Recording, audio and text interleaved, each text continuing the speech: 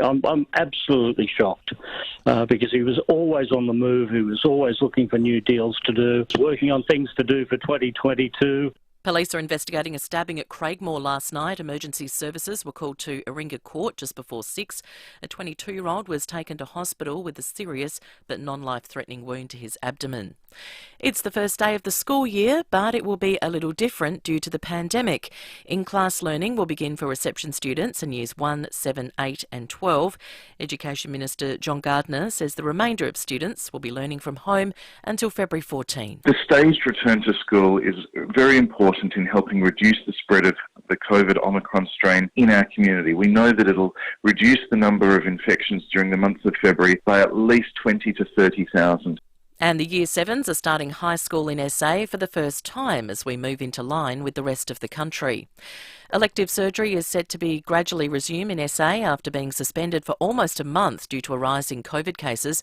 Michaela Kamarik has the details. The state government has announced a staged return of elective surgeries over the next 4 weeks. From Monday, day surgery will recommence in the private sector in 29 regional hospitals. In a fortnight, day surgery will resume across Adelaide's 8 public hospitals, along with 75% of operations in the private sector. From February 21, all private hospital elective surgery can resume, along with all public Category 2 surgery, and all other procedures will be back by the end of February. The federal government will commit $60 million to combating violent extremism and will double the funding for Australia's counter-extremism programs. Home Affairs Minister Karen Andrews says Australia cannot be blind to the fact there are people who seek to sow hate, fear and discord.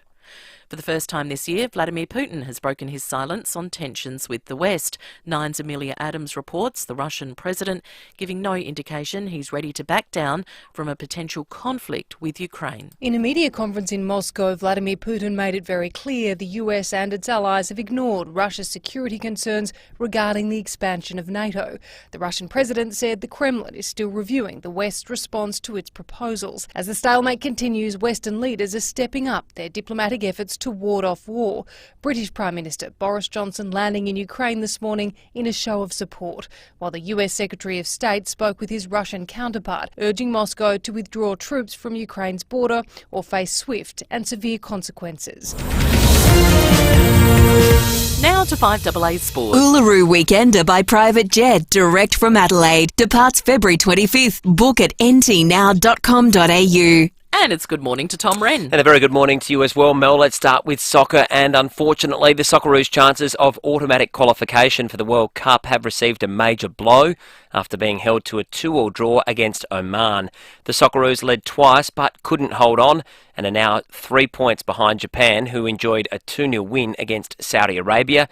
There are still 2 games left in qualifying. Australian cricket coach Justin Langer could be out of a job by the end of the week. News Limited reports a list of candidates to replace him is already being prepared for Friday's Cricket Australia board meeting. Competition at the Winter Olympics kicks off today ahead of Friday's opening ceremony. Nine's Matt Grandland reports. Australia will make its debut in the sport of curling with Tali Gill and Dean Hewitt to team up in the mixed doubles event. They'll play the United States in their first round-robin match tonight. Athletes continue to arrive in Beijing before Friday night's opening ceremony. Australia's flag bearer will be announced tomorrow. And Tom Brady has announced his retirement from the NFL after winning 7 Super Bowls across 22 seasons. The 44-year-old quarterback says he can no longer make a competitive commitment to continue his career. And that's the 5AA Sport. Now the 5AA forecast. There's double the fun with 2 Scott Salisbury homes to win in the Hospital Research Foundation Home Lottery. Cloudy and 22 today, partly cloudy tomorrow 24, Friday mostly sunny 28. Right now it's 15 degrees. More news as it happens on 5AA. Goodbye, my friend, it's hard to die. Gliderol Garage Doors, adding strength, safety and style to South Australian homes for over 40 years. Gliderol.com.au. You're listening to 5AA Breakfast. David Penberthy and Will Goodings. Everywhere. Think of me and I'll be there. We had joy. 6 after 6, good morning to you. Welcome to a Wednesday on 5AA Breakfast. Wednesday, of course, is Sean Fuse today. We'll go around the courts with Sean after 7:30. Been a big few days for the courts. We spoke about it in depth yesterday, and Sean was in the courtroom for all of the big movements, so we'll get his insights at 7:30 today. Very much looking forward to that. Federal Labor leader Anthony Albanese, I don't know what he was up to yesterday, but I get the feeling he had a good day because the Prime Minister didn't. Oh, jeez. He will be on after 8:20 today. We're going to talk about the return to school, and we're going to make this pledge multiple times over the course of the morning because we think it's important to hear from these people. If you are a teacher, if you are someone that works at a school, if your child is returning to school today, if you're a carer who you do work in a family where the kids are going back to school, whatever it might well be, and you've got an insight into what the school morning is like, because we've never had one like Wednesday the 2nd of February 2022. We want to hear from you. And here's the thing too, you're a teacher and someone with skin in the game professionally and you want to be anonymous, we are happy to honour that as well. We just want to get an insight into what you've been told, what you're expecting. What are you feeling? You're confident? You're excited? You're concerned?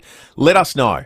Let South Australia know. 8223 0000 is our number. You can text us on the Telstra Storm Mount Barker text line. And, of course, we have Guess Hoolaroo coming up after 6:30. Another $4,000 prize thanks to NT Now. We've had John Williamson.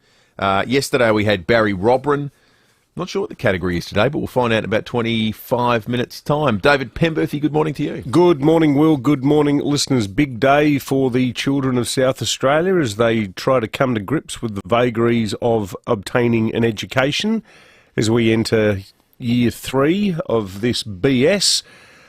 Don't get me started, folks.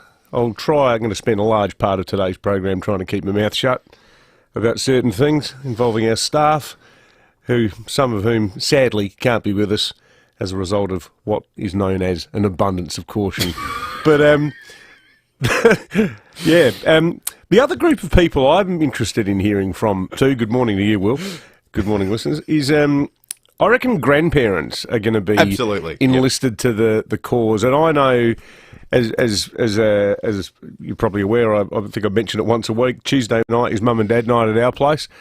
And they were around last night, and you know, there's a lot of parents who, because of how totally upended our work arrangements have been, this is across the board. You know, I got a landscape guy who has been, you know, coming in inverted commas to fix up our backyard since December, and two things.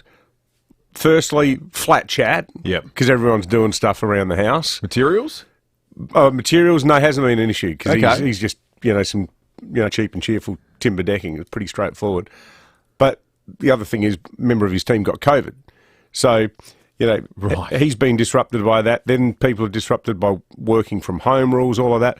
For so many reasons, there's going to be so many workers whose kids are back at school, or conversely, whose kids aren't back at school but are learning from home, who are going to be having a Zoom meeting this afternoon from 1 till 3, and the call's going to go out, hey, Mum, to your, retired septuagenarian mother or your old man, can you help out with the kids for a while? There's all sorts of, random arrangements at the moment. So, returning 1, 7, 8, 12.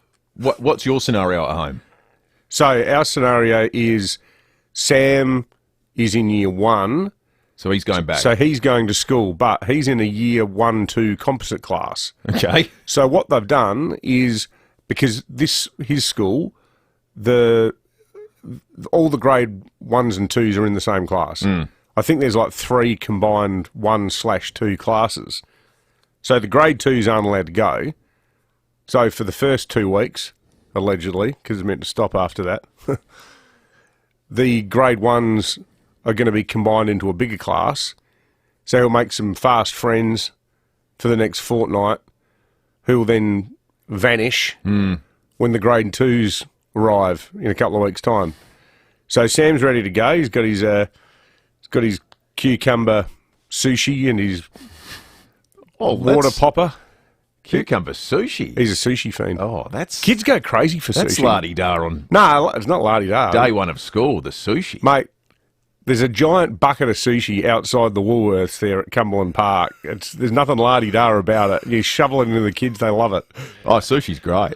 I can't stand sushi. It's one of the few foods I really despise. Oh, that blows me away. I hate sushi. Desserts are the only thing you've ever put a line through. Nah, sushi. Can't stand it. Cannot stand it. I find it stodgy. What a shame. I like nori. I like the seaweed wrapper. Yeah. I don't mind that chopped up on something, but I hate that stodgy rice. Can't stand it. So anyway, there's Sam ready to roll. Jimbo, on the other hand, year 11, which these days is regarded as the unofficial start of the whole SACE process. Well, is he doing any year 12 subjects in year 11? Well, he's doing his research project. Okay, right, so yes. He spent 3 hours in his bedroom actually doing online stuff yesterday, so the entire school day they had longer breaks. He started back yesterday, and I said, did you talk to any of your friends in any of the classes? Nope. It was just sitting there staring down a screen, listening to a teacher talk, and at one point Sam and Charlie were having a bath. They were having a fight. I was trying to have a nap after the show, and then I was trying to wake up in time to interview the State Electoral Commissioner about a story that I did for the paper this morning. Interesting story too, about how COVID will affect people being able to vote. This is what home is like. Sam hit me, so I'm going to punch him in the head. Kate, boys, stop it. Jim's online trying to learn. I don't care. I'm in the bedroom, come out and I went, can everybody please just be quiet? Because Jim's trying to do year 11 in there. This is day one. Day one. It's crap. Yeah, it is. It's total crap. Yep. Which is why we've said this in the past. No one's done the equivalent Doherty Institute modelling for the impact of kids and young adults' development on missing so much school or having it done from home. Yeah. We don't have the flatten the curve of bad education outcomes. Yeah. Or we can't express on a chart, on a pie chart, what proportion of learning they're not getting. I think it's worse now. I think there's a whole bunch of people out there who do not give a crap about it. They're just sitting in these meetings making decisions that have huge impact over people's lives. And again, it all comes down to cliches. It's out of an abundance of caution that we're doing this. Well, caution towards what? No, it's garbage. Well, it's total garbage. We want to hear from you. That's the perspective of a parent that's living it. That's what we want this morning on the program. 8223 or indeed, if you're a teacher and you're a professional, there's a whole another suite of concerns you've obviously got. If you are or aren't turning up to work today, and we want all the perspectives. It's a big day in South Australia today with the return to learning. 8223 Just to be clear too, the thing I'm annoyed by, it's not the inconvenience to me, because I quite enjoy the craziness of my household. Yeah. It's the quality of my kids' education. Of course, yeah, absolutely. And also the poor teachers trying to deal with this. I mean, I'd be stunned if unless you're a total misanthrope, there might be some teachers who like it because they can't stand children, and they can just do a quick online thing and then turn their computer off and go out and have a smoke in the quadrangle. Probably out on the street these days. You wouldn't be allowed to do it in the quadrangle anymore. I'm taking me back to 1980 there. But it's what is this doing to these kids? Text coming through on the Telstra Storm Out Barker text line. Tessa in Paraka says we've got 1 year 7 returning to a new school today, and 2 kiddies learning from home in 2 completely different ways, although they attend the same school. I'm also working normal business hours from home, so basically currently Googling personal clone services because I need about 3 today. Thank you, Tessa. Appreciate that. And Mark from Para Hill says, guys, the schooling's all over the place like COVID. The poor kids are getting so stressed out, it's not funny. 15 minutes after 6, it's going to be a big talking point. We want to have that conversation right throughout the morning. So join in if you've got a perspective on it as a family member, teacher, whoever it might well be. 8223 is the number to get into the conversation. We've got news headlines coming up in a moment. No one likes to wait, especially if you're waiting for something really amazing, like a new Mazda. Lucky, you won't have to wait too long at Mawson Lakes Mazda. Right now, you'll find new stock and demos right across the range, which means there's no compromise. You'll get everything you want and love in your new Mazda. Get behind the wheel of your dream Mazda sooner. Mawson Lakes Mazda, just a short drive from the city.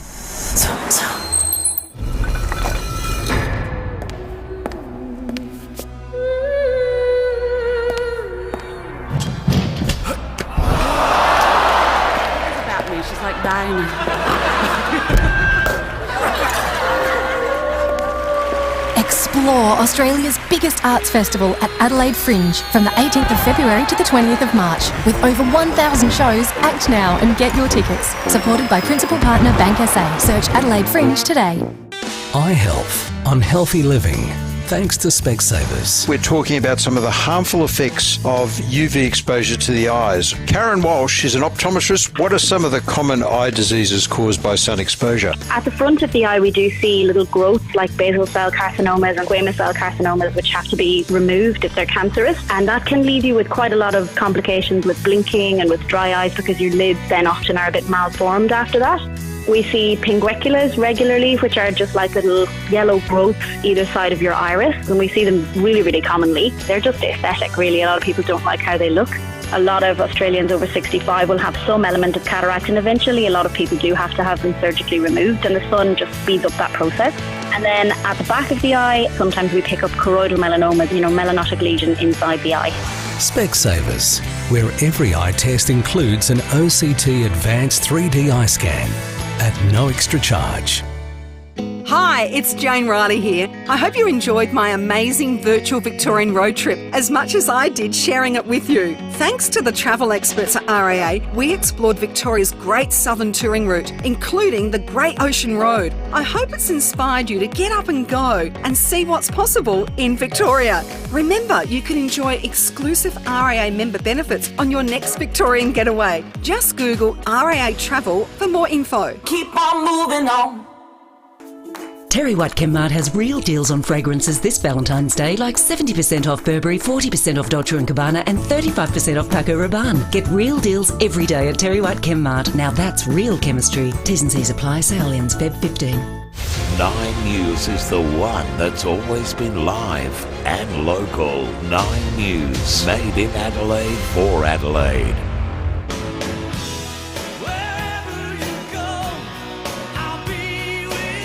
Check out Gliderroll Garage Doors' new Timber Look Native Series sectional doors. Gliderroll.com.au. You're listening to 5AA Breakfast. David Penberthy and Will Goodings. 80 minutes after 6, news headlines time. I want to read some text first because, again, this school return today is the news story. Jai from Clearview is a teacher of Year 8 students and says, I'm feeling very positive about the new school year. I'm happy to be back and feel supported in going back. Being able to be in the classroom and do what I love whilst providing the kids of the state with continuity of education and a daily routine is an exciting distraction from the rigmarole of the pandemic. Well, good on you, Jai. And I think that's the attitude of most teachers, to be frank.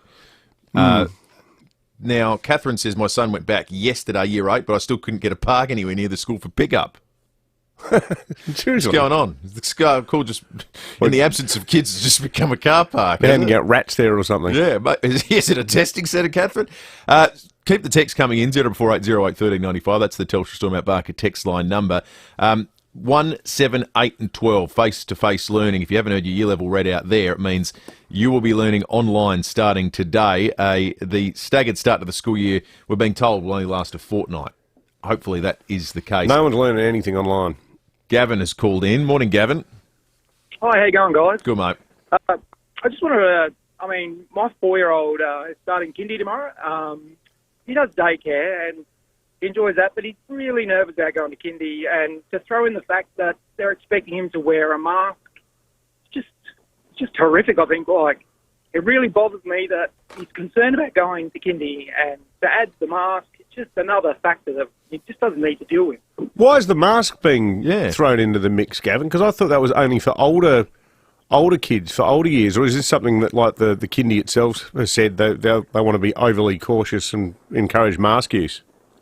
Yes, we've received emails in regards to what they expected, and so we've had to go out and we've been trying to make it a fun thing when we go shopping, but he's not interested. How do you get a 4-year-old to wear a mask? Yeah, that's crazy. That sounds like rubbish, mate.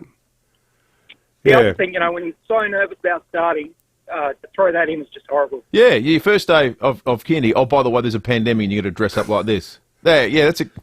Because I think one of the most important things for this is Thank you, to actually try to make everything feel normal for kids. Yeah.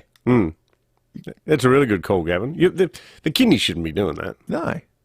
Like, the education department's not doing that. It's only for upper primary. There's a lot of, out of the abundance of caution, that's now being taken on just by private entities, isn't there? We've decided. Don't get me started. We've decided to do our own interpretation of caution. Well, let's just get it out there, because I reckon we should. I think we'd be interested in. I'd be very interested to know if other people are in this. So our producer Lucy is not at work today because our office, through mandated rules from Sydney, is subjecting us to rats, and a lot of other businesses are doing that, and they do that out of the goodness of their heart to make sure that this is a safe workplace, and there's nothing unique about this because football clubs are doing it. You can't get into Crows or Port Adelaide headquarters without doing a rat first, etc., etc. So anyway, she failed one of the tests. It was a PCR test though that she failed here, but she had no symptoms and she felt fine. Oh, and she had one on Wednesday and hadn't been out in between, so the whole thing felt very puzzling. So anyway, work has this arrangement in place, and that's fine. So then, because of this positive, she goes to get a proper PCR test through ClinPath or whoever, and as she suspected, and as we suspected, it's negative. It's come back as a negative. She does not have the coronavirus. So she's contacted SA Health, and SA Health have said to her, just to be on the safe side, you should isolate for 10 days anyway. They have told our producer, who does not have the coronavirus, because she got a proper PCR test done through the services provided by the state government, the test is negative, and she said, well, maybe can we take the meatloaf approach? 2 out of 3 ain't bad. I'll get another PCR test. They said, no, you should just stay home. Yeah. So our workplace is totally upended. We've got a bunch of excellent new mates in here producing the show today. How are you guys? Doing a brilliant job. Sam Tugwell hasn't been home in 3 days. Like, are there other people listening to the show who are in mandated ISO as well for not having the coronavirus? Can I tell you that it gets a little bit funnier than that, because Sam Daddo, our other regular producer, isn't here because he's the close contact of someone who definitely doesn't have coronavirus.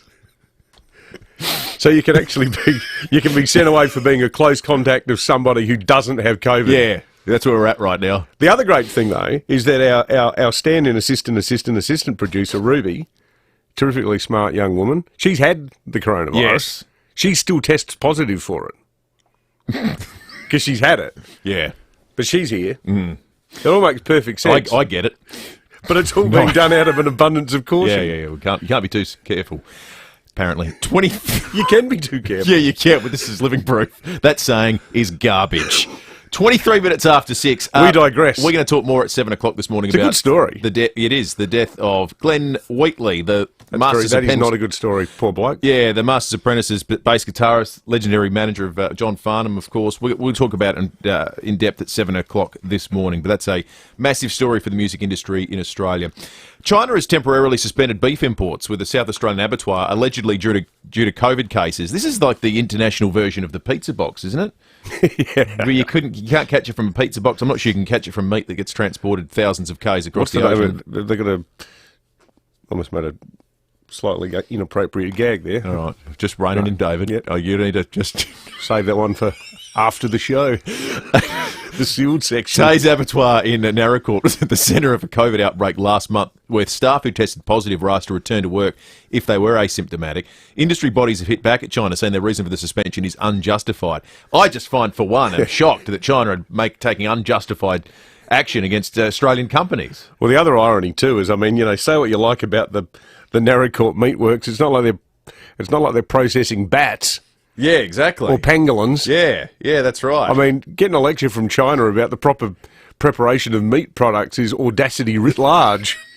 These are the people who invented the wet market, for crying out loud. 22 minutes. It's 22 degrees. The wheels are coming off, and I think in an excellent way. 24 tomorrow, 28 on Friday, Saturday 31, Sunday 33, Monday 34, and Tuesday 35. So nice nice cool weather at the moment, but it's going to warm up again very, very shortly. 25 after 6, Tom Wren's coming up in a moment. IGA's Shop Scratch Win is back. 1 in 5 chance to win a prize with every $30 you spend. While you're there, get Dove Men Plus Care antiperspirant deodorant 254ml selected varieties, $3.50 each, half price. And Kellogg's cereals 285 to 460 gram varieties, $2.65 each, better than half price. Shop Scratch Win, now at IGA. While stocks last, prices at IGA stores only until Feb 8. See website for T's and C's. Permit number SAT211433. What starts with A and ends with E? Supplements for you and me.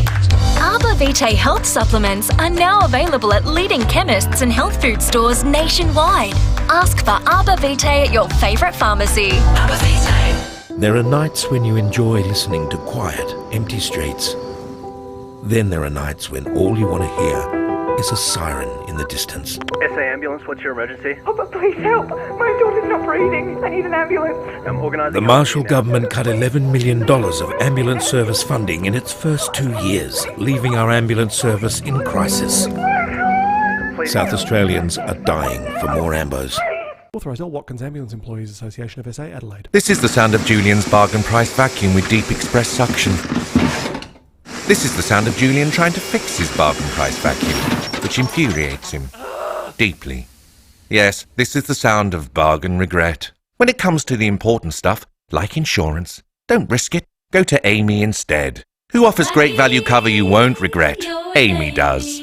Before buying insurance issued by FIVEaa Limited trading as Amy, read the PDS at amy.com.au. TMD also available. The Edwardstown Mazda sale is on right now, and it's sizzling with massive savings on new, demo and used Mazdas. Plenty of stock is arriving daily, but you'd better hurry, they'll be snapped up. Edwardstown Mazda, 862 South Road, LMVD 207428. The Hospital Research Foundation Home Lottery is back and doubled the fun with 2 Scott Salisbury homes in Somerton Park to be won. Just moments from the beach. Both homes are fully furnished, absolutely stunning, and ready for you to live your dream mortgage-free. With a catalogue of more than 15,000 prizes to win, tickets won't last long. Get yours today and join the fight at homelottery.com.au. Licence M14133. 5AA Breakfast is streaming live right now. To watch, simply head online to 5AA Facebook or search 5AA on YouTube. Gliderol Garage Doors, adding strength, safety and style to South Australian homes for over 40 years. Gliderol.com.au. You're listening to 5AA Breakfast. David Penberthy and Will Goodings. There's a lot riding on this kick for both teams. Abdullah Fawaz against Matty Ryan. And Abdullah Fawaz buries it, sends Ryan the wrong way. And Oman are back square once again, 2-2. Here in Simon Hill's Voices at the moment, that will lead to Australia missing out on World Cup qualification. Tom Wren is in the studio with us thanks to the Uluru Weekender by private jet direct from Adelaide. Departs February 25th. Book at ntnow.com.au. Rennie, it's an uphill battle from here. Oh, it wasn't good, was it, Will? David, good morning. Twice led the Socceroos and twice, unfortunately, gave up that lead. And the match finishing in a 2-2 draw, that was a penalty. There was some deliberation over it, and then in the 89th minute, that sunk the hearts of a lot of 89th. Socceroos fans. Yeah, not good. Oh, were you watching it live, mate? No, I didn't watch it live, no. But That's not like you, Tom. I know. I was going to get up and I just couldn't. But it's shattering for the Socceroos because they're now 3 points behind Japan, who are second. Saudi Arabia are 4 points clear, who are top. Now, there's 2 games to go, and we do play against those 2 sides. But what it's going to mean is the Socceroos have to beat Japan at home, March 24 in Sydney, and then 5 days later they're going to have to beat Saudi Arabia over there, which will be extremely difficult. And if we don't, so we come third, then we have to go to like Montevideo to be we have to beat harassed the by crazy Latinos with saucepans. The UAE first would have to beat the other third-ranked side from Asia, which is likely to be the UAE, I think, and then it's either going to be Peru or Uruguay. You would think from South America. Uruguay would be licking their lips. Was it? That was the Vidmar crying game, wasn't it? Yeah. And then we got our revenge in Montevideo. Yeah, we got them back though. Hello, AC. We don't have that team. No. That team's not walking through the door anytime soon. No, it's sort of having watched them. And I don't know, like they seem to have real trouble with the concept of even that trying to score sometimes, just kicking it around. Well, if you compare the quality in that golden era of teams, I mean, John Aloisi came off the bench in that side, and he's famed for playing in all 4 of the big leagues of Europe. He played in Spain, played in Italy, played in England, played in Germany. Yeah. Yeah, the top-end keeper like Schwarzer. Matt Ryan plays in Spain. I'm just looking at our starting 11 from overnight. You got Aziz Bajic, Turkey. Trent Sainsbury, I think, might be playing Belgium. Deganek just signed for the MLS. Karacic has been playing Croatian places. Aaron Moy, I think, is in China. Jackson Irvine has been, and Tom Rogic has been in Scotland. Matthew Leckie's in the A-League. Jamie McLaren A-League. Martin Boyle's just gone from Scotland to Saudi Arabia. Fine. Then there's a lot of fine footballers there. But that team, we used to be able to put 11 guys on the park who are all playing. They'd been playing Huge Premier leagues. League, or they've been playing in Spain, or the Serie A in Italy. We just don't have the quality. We're not producing guys that are making top-flight football. But why is that, though? Because there's been an explosion in domestic football in Australia. Participation is unbelievable. Yeah. There's deep issues for the game. Our most promising prospect is Christian Volpato, who plays in Roma, who got cut from Sydney FC in Western Sydney, I think, and now is playing under-19s and under-21s for Italy. Because he said, well, stuff you, Australia didn't want me. But there's something wrong with youth development in this country at the moment in the sport, and it's beyond my reckoning to work out what it is. Rennie, disappointing morning. Really disappointing. Thanks, Tom. Good on you, boys. Good stuff. All right, it's 5AA news time. We'll cut through the disappointment with some hula-roo right after this. This is Adelaide's 5AA. Cloudy and 22 today with the 6:30 news. I'm Mel Usher. Physio Extra is a registered NDIS provider, so let them support you in achieving your goals. PhysioExtra.com. Musician turned artist manager Glenn Wheatley has died. Nine's Gail Watson says he enjoyed chart success before overseeing and financing John Farnham's 80s comeback. Glenn Wheatley rose to prominence in the late 1960s with the Masters Apprentices, but later made the switch to management. He guided the Little River Band and had great success alongside John Farnham, even mortgaging his own home to fund the recording of Farnham's 12th album, Whispering Jack. But during his career, he also drew attention from the tax office and was sentenced to 15 months jail for tax evasion. The Australian reports Mr Wheatley died in Melbourne on Tuesday, aged 74, from complications with COVID. It's back to school for some South Australian students today. Education Minister John Gardner says it's a staggered return to the classroom due to COVID. We've got receptions and year 1s, year 7s and 8s and year 12s will be learning face-to-face. And those year levels have really been prioritised because those kids coming into school for the first time, and of course our year 12 students, really need that face-to-face experience. The rest will be learning at home for the next week and a half. The plan is to have everyone back in school from Monday, February 14. The Retail Union is calling on the government to address abusive customer behaviour in the wake of the pandemic. A new survey shows 60% of workers have experienced a rise in shopper abuse since Christmas. The union's Josh Peake says employees are fed up with how they're being treated. Really widespread of the sort of thing our members have had to put up with. We had a member recently report to us at a hardware store that there was a member of the public brandishing a saw they pulled off the shelf and threatening to cut people because they were asked to put a mask on. These aren't rules that retail workers have come up with themselves. Mystery surrounds a chilling discovery at a Melbourne cemetery. Police are investigating after grave robbers stole a human head from a mausoleum in Yarraville. It's unclear why it was taken or how long the body had been at the graveyard. Coral reefs around the world are more at risk from climate change than previously thought, according to a new study. Nine's Nathaniel Keesing has the details. 0.2% of the coral reefs around the world would be able to avoid regular heat stress if temperatures increased by 1.5 degrees above pre-industrial levels.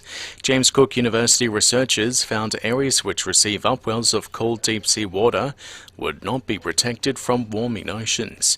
The Great Barrier Reef is this year showing stress signs of another mass coral bleaching event, despite the cooler and cloudier La Niña weather. Vladimir Putin is accusing the West of trying to pull Russia into conflict over Ukraine, but has left the door open for more talks. Nine's Brett McLeod has the latest. At a news conference in Moscow, the Russian president gave his first public comments this year about the Ukrainian crisis. He's accused the US of trying to pull his country into war and then forcing their allies in Europe to enact harsh sanctions. There was a hint of optimism, though, when he said he hoped diplomacy would find a solution. British Prime Minister Boris Johnson, meantime, was in Kiev, accusing Putin of putting a gun to Ukraine's head.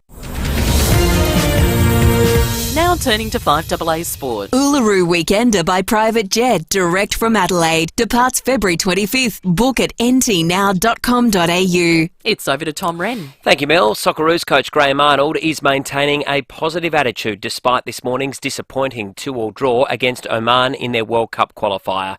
The Socceroos are now 3 points behind Japan and 4 points behind Saudi Arabia with 2 games to play and must finish in the top 2 to guarantee automatic qualification. Arnold telling Channel 10 they know what they now have to do. Everything is still in our own hands. We have to win both games. And, with beating Japan and beating Saudi Arabia away, our goal difference is like an extra point. So, as I just said to the boys, they've got to get themselves ready, go back to their clubs and work hard and come back in a great fashion. The Socceroos will next play against Japan in Sydney on March 24th. Australian cricket coach Justin Langer could be out of a job by the end of the week. There are reports a list of candidates to replace him is already being prepared for Friday's Cricket Australia board meeting. Well, arguably the most celebrated athlete in American sport, NFL quarterback Tom Brady has announced his retirement at the age of 44, following a stunning 7 Super Bowl titles in his 22 seasons. And the Pipeline Surf Masters is back underway. After a lay day, Kelly Slater has advanced to the round of 16. And that's the 5AA Sport. Now the 5AA forecast. Win a $3 million grand prize and $2 million early bird prize in the Hospital Research Foundation Home Lottery. A cloudy Wednesday with a top of 22, partly cloudy tomorrow 24, Friday mostly sunny and 28. Right now it's 18 degrees. More news as it happens on 5AA. Jump in my car. Check out Gliderroll Garage Doors' new Timber Look Native Series sectional doors. Gliderroll.com.au. You're listening to 5AA Breakfast. David Penberthy and Will Goodings.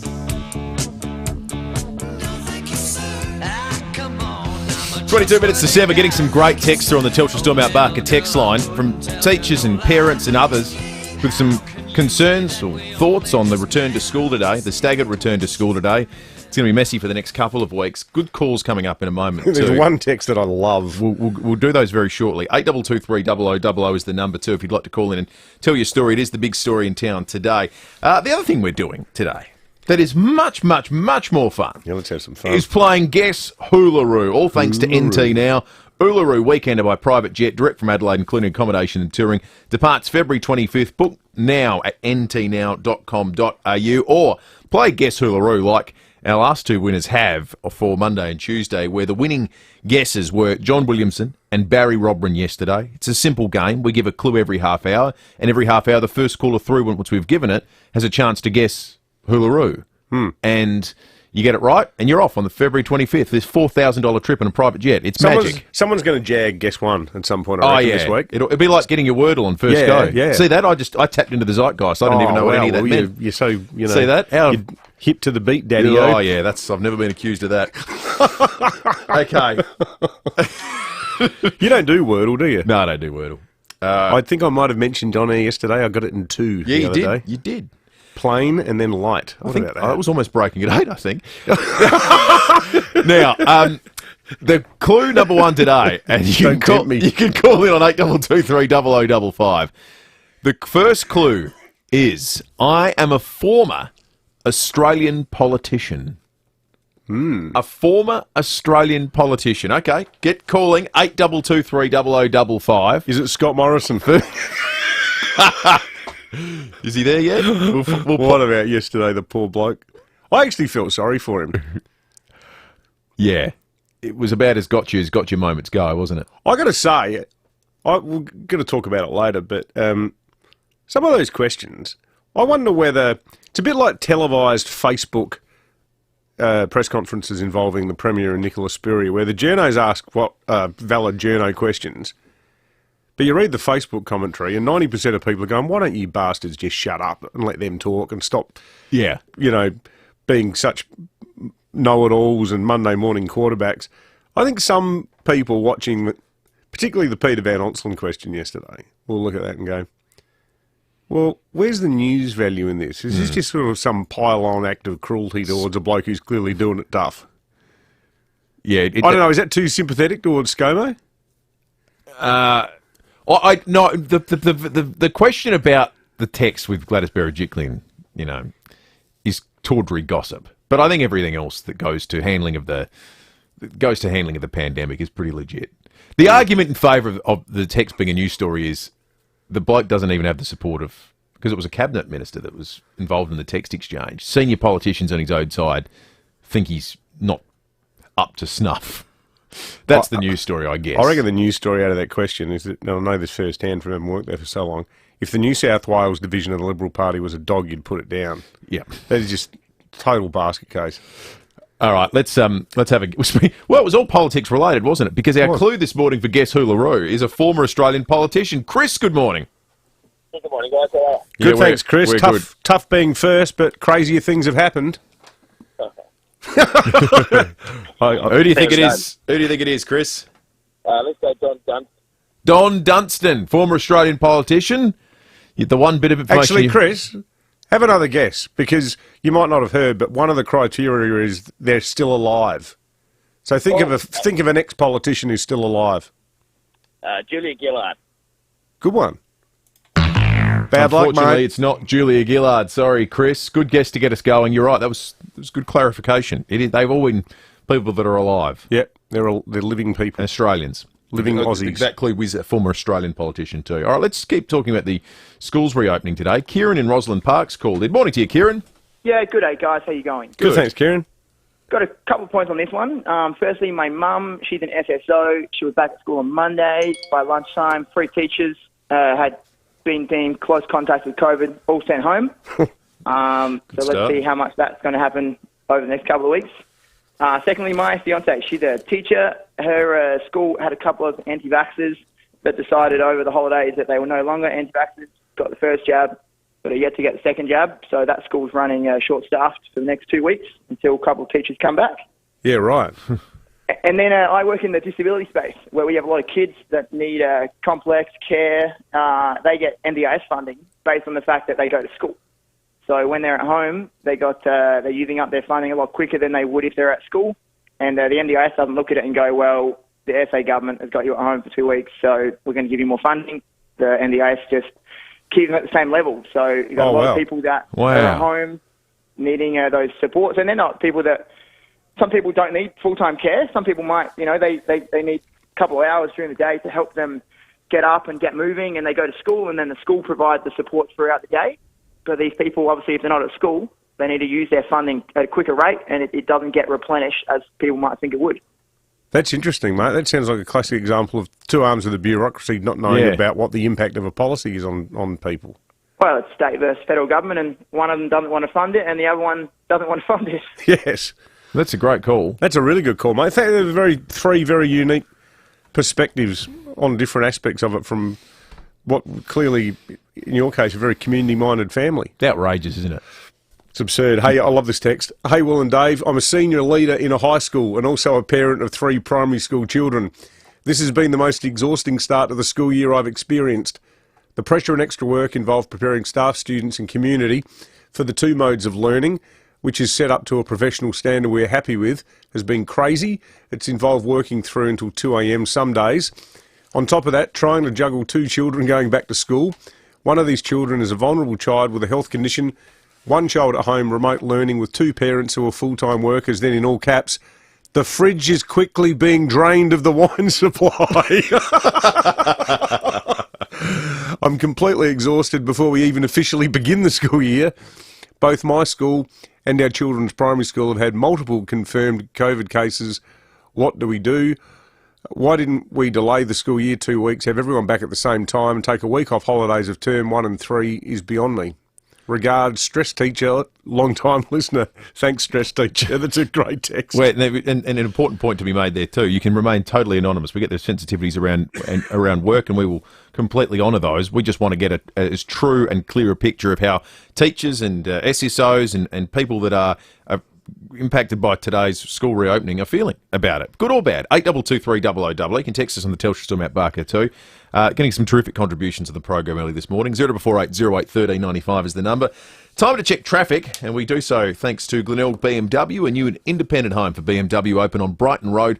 Visit Glenelg BMW today. G'day there, Will. Roads looking pretty good this morning. Should have a good run in. Simply some roadworks to look out for today. Woodville, urgent electricity works, Torrens Road near Panmure Place. Myrtle Bank, speeds reduced for those works around the intersection of Cross, Glen Osmond and Portrush Roads. And we're slow going this morning at Hackham, Main South Road near River Road, down to 40 k's. Cameras, Angle Vale Road, Angle Vale, and Fairfield Road and Elizabeth Grove. The King's Summer Sale ends Sunday. Save up to 50% on Australian-designed indoor and outdoor furniture. Hurry, visit the King Keswick showroom or shop online, kingliving.com today. Adelaide's most accurate traffic on 5AA. Are you ready for bigger and better things? Automasters need more quality technicians, service advisors and franchisees to join SA's leading automotive service and repair group. With over 20 branches and new centres opening soon, Automasters offer clean workshops, the latest diagnostic equipment with ongoing training and promotion opportunities at every level. Technicians, service advisors, franchisees. Go to the Automasters website to apply. We could be just the change you're looking for. I wasn't sure about making new mates when I moved to FIVEaa. Turns out I didn't have to worry. I do balance classes with the troops twice a week, and then I catch up with everyone when I man the bar for happy hour. That's about the right balance for me. Yeah, well, I wish I'd made the move to FIVEaa sooner. There's never been a better time to take the first step to great retirement living. Search FIVEaa First Step today. The Nissan Juke comes with Apple CarPlay and a 5-year warranty as standard. Plus, low weekly repayments when you finance with Nissan Future Value. Contact your Nissan dealer today. Approved private Nabian applicants only. T's and C's apply. Support your state and earn some extra cash. The state election is held on March 19th this year, and the Electoral Commission of South Australia need over 7,000 South Australians to help deliver democracy on polling day. So, if you could do with some extra cash and want to support South Australia, head to ecsa.sa.gov.au and register to work at the state election. 9 News is the one that's always been live and local. 9 News, made in Adelaide for Adelaide. Gliderall Garage Doors, adding strength, safety and style to South Australian homes for over 40 years. Gliderall.com.au. You're listening to 5AA Breakfast. David Penberthy and Will Goodings. 12 to 7. We're going to talk more about this after 7 o'clock this morning. Joe's texted us on the Telstra Storm Out Barker text line saying, just woke to hear the news with the passing of Glenn Wheatley. Memories of him with my first concert as a kid, seeing the Masters Apprentices at headquarters in Adelaide. Did many good things in the Australian music industry, and I guess the biggest achievement was getting John Farnham back on the charts. Will be sadly missed. Thank you, Joe. I didn't realise that he was I think he was the bass player of the Masters Apprentices. Yeah. I did not know that until I was reading one of the obituaries about him yesterday, but I suppose for people of my age bracket, those of us in our 50s, I can remember my sister, she played Whispering Jack 24/7 in the 1980s at home. It was the soundtrack of my life at the time. But Glenn Wheatley, obviously hugely instrumental in John Farnham's success. Yeah. 11 to 7, let's check in with SOPOL. Senior Constable Matt Brown on the line. Morning to you, Matt. Good morning, guys. How are you? Yeah, we're well. Now, a man's been stabbed at Craigmore. That's right. Just before 6 p.m. last night, patrols and paramedics were called to a house on Ringa Court after reports that a man had been stabbed in the abdomen. Now, the victim, a 22-year-old man from Craigmore, was taken to the Royal Adelaide Hospital with non-life-threatening injuries, but investigations are ongoing, and any witnesses to the assault or anyone that has information that can assist police is asked to call Crime Stoppers on 1800 333 000. You've also arrested a bloke who stole a car, Matt. That's right, David. About 3:10 a.m. today, police spotted a stolen car travelling on the wrong side of Main North Road at FIVEaa. Now, the patrol attempted to stop the grey Ford Ute, however the driver failed to stop and a short pursuit occurred before it was terminated due to safety reasons. Now, the car was last seen travelling on Grand Junction Road, and a short time later Western District patrols located the vehicle in a car park behind a hotel on Prospect Road. The driver ran away from the car, but he didn't get too far away before police caught him on Denver Terrace. Now, the 23-year-old man of no fixed address was charged with illegal use of a motor vehicle, driving dangerously to evade police, and driving while disqualified. So he was refused bail and will appear in court today. Lesson out of that, maybe get a job and buy your own damn car. Yeah. Good stuff. Good on you, Matt. Thank you. Senior Constable Matt Brown from SAPOL. There's a push to get Richie Beno Day off the ground, which would be today, the 2nd of February 2022, or just the 2nd of February. Is this because of... Chew. Chew for 22. If it does get off the ground, I would argue we're the most Richie Beno place on earth today because the forecast, top 22. Paul Newman. So it's 22 on the 2nd of the 2nd. 2222. Yeah. Well, I hope so anyway, because otherwise it was an inaccurate anecdote. Paul Newman is the senior forecaster at the Weather Bureau. Are we still hitting for a top of 22, Paul? Good morning, Dave and Will. Yes, we're still expecting the forecast. The maximum temperature reached 22 degrees today.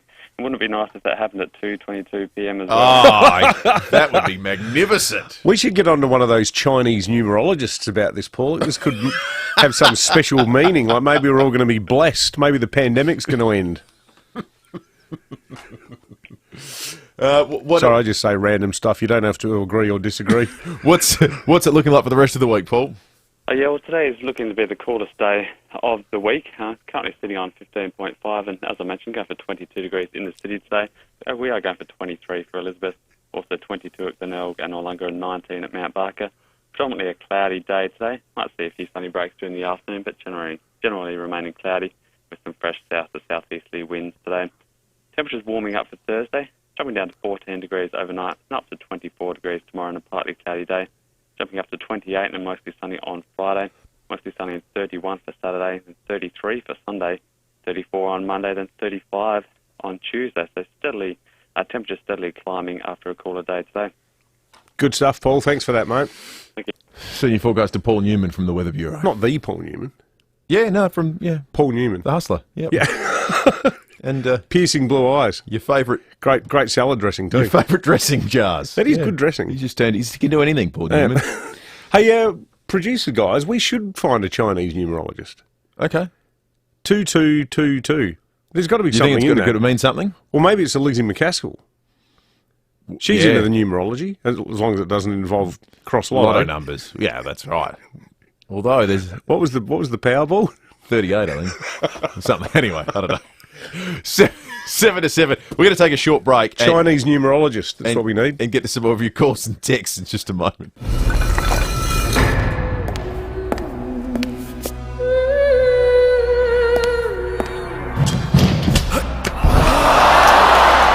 About me, she's like Barney.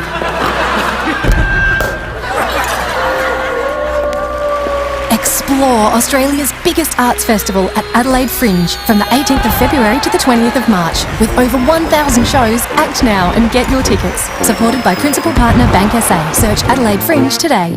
The passing of someone close places unique stress on family and friends. At this time, Farrell and O'Neill Funerals are here to provide reassurance and peace of mind. Farrell and O'Neill offer creative guidance and advice to tailor a service that best honours your loved one. Whether a large gathering or a small, intimate service, Farrell and O'Neill share their generations of experience in tailoring a unique and meaningful farewell. Proudly SA family-owned and operated, because it's personal. There are nights when you enjoy listening to quiet, empty streets.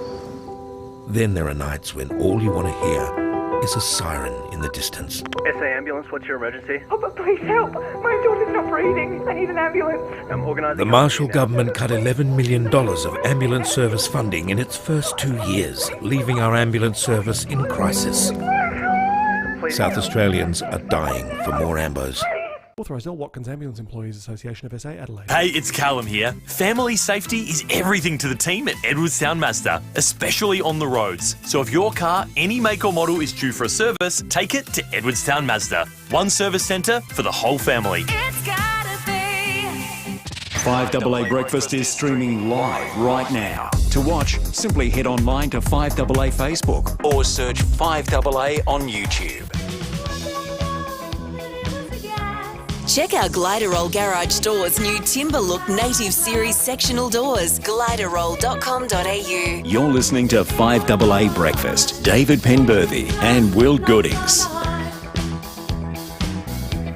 5 minutes to 7 after 7 o'clock this morning. We've got another clue for you in Guess Who LaRue. Didn't go off in clue number 1 today, but we do know it's an Australian politician, and it's not a former Australian politician. That isn't Julia Gillard. Another clue coming up after 7 o'clock. We'll also talk about the passing of Glenn Wheatley. We'll have a chat about the incredibly awkward moment, well, a couple of them, that Scott Morrison had at his first press club address of 2022 yesterday, and also the retirement of one of the great sportsmen of all time. It's all ahead after 7 o'clock. But let's get to some more texts on the Telstra Storm Mount Barker text line. So many people jump into the conversation about the start of school. Yeah, no, there's heaps. So many. One here. Good morning, Dave and Will. I'm an educator in early childhood. Our people have worked through in centres with no rats, no extra time to plan programs, shortage of staff, and there's been little said about this.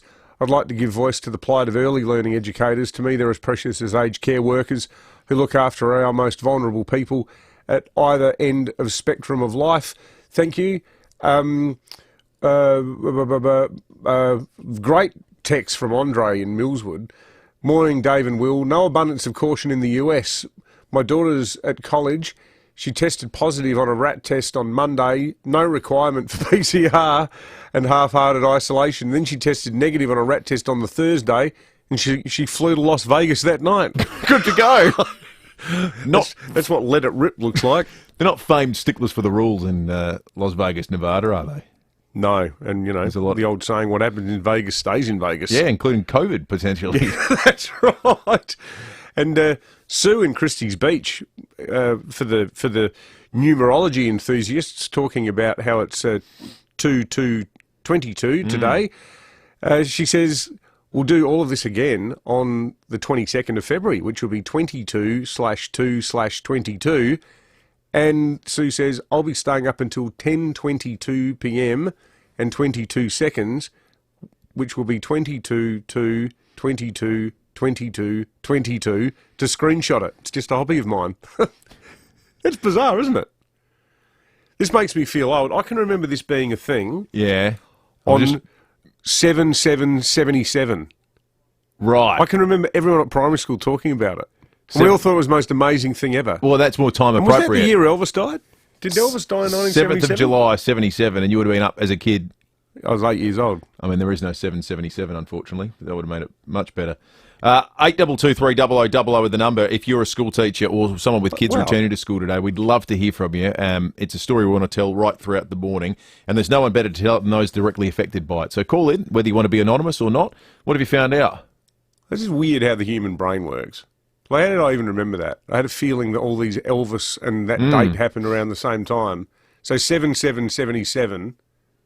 Elvis died on August 16, 1977.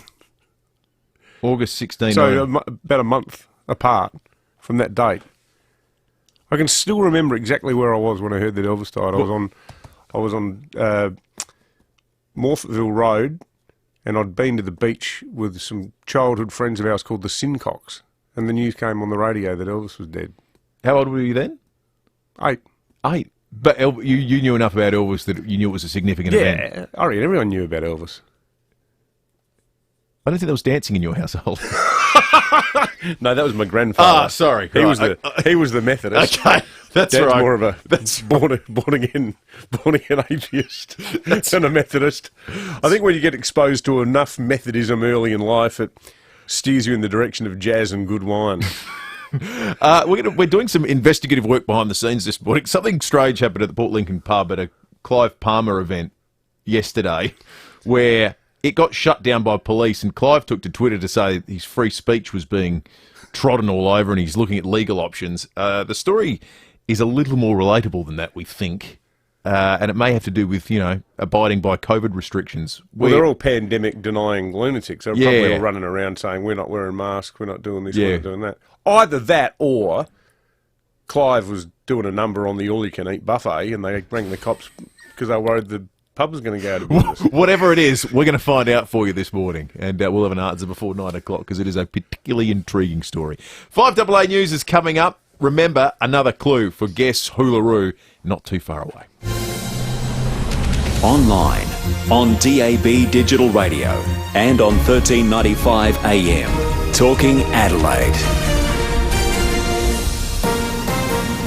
This is Adelaide's 5AA. Cloudy and 22 today with the 7 o'clock news. I'm Mel Usher. The X in Physio Extra stands for extra care, extra clean, extra safe. Book today, physioextra.com. The Australian music industry is paying tribute to Glenn Wheatley this morning. He's passed away at the age of 74 after a battle with COVID. Wheatley played bass for the Masters Apprentices before heading behind the scenes.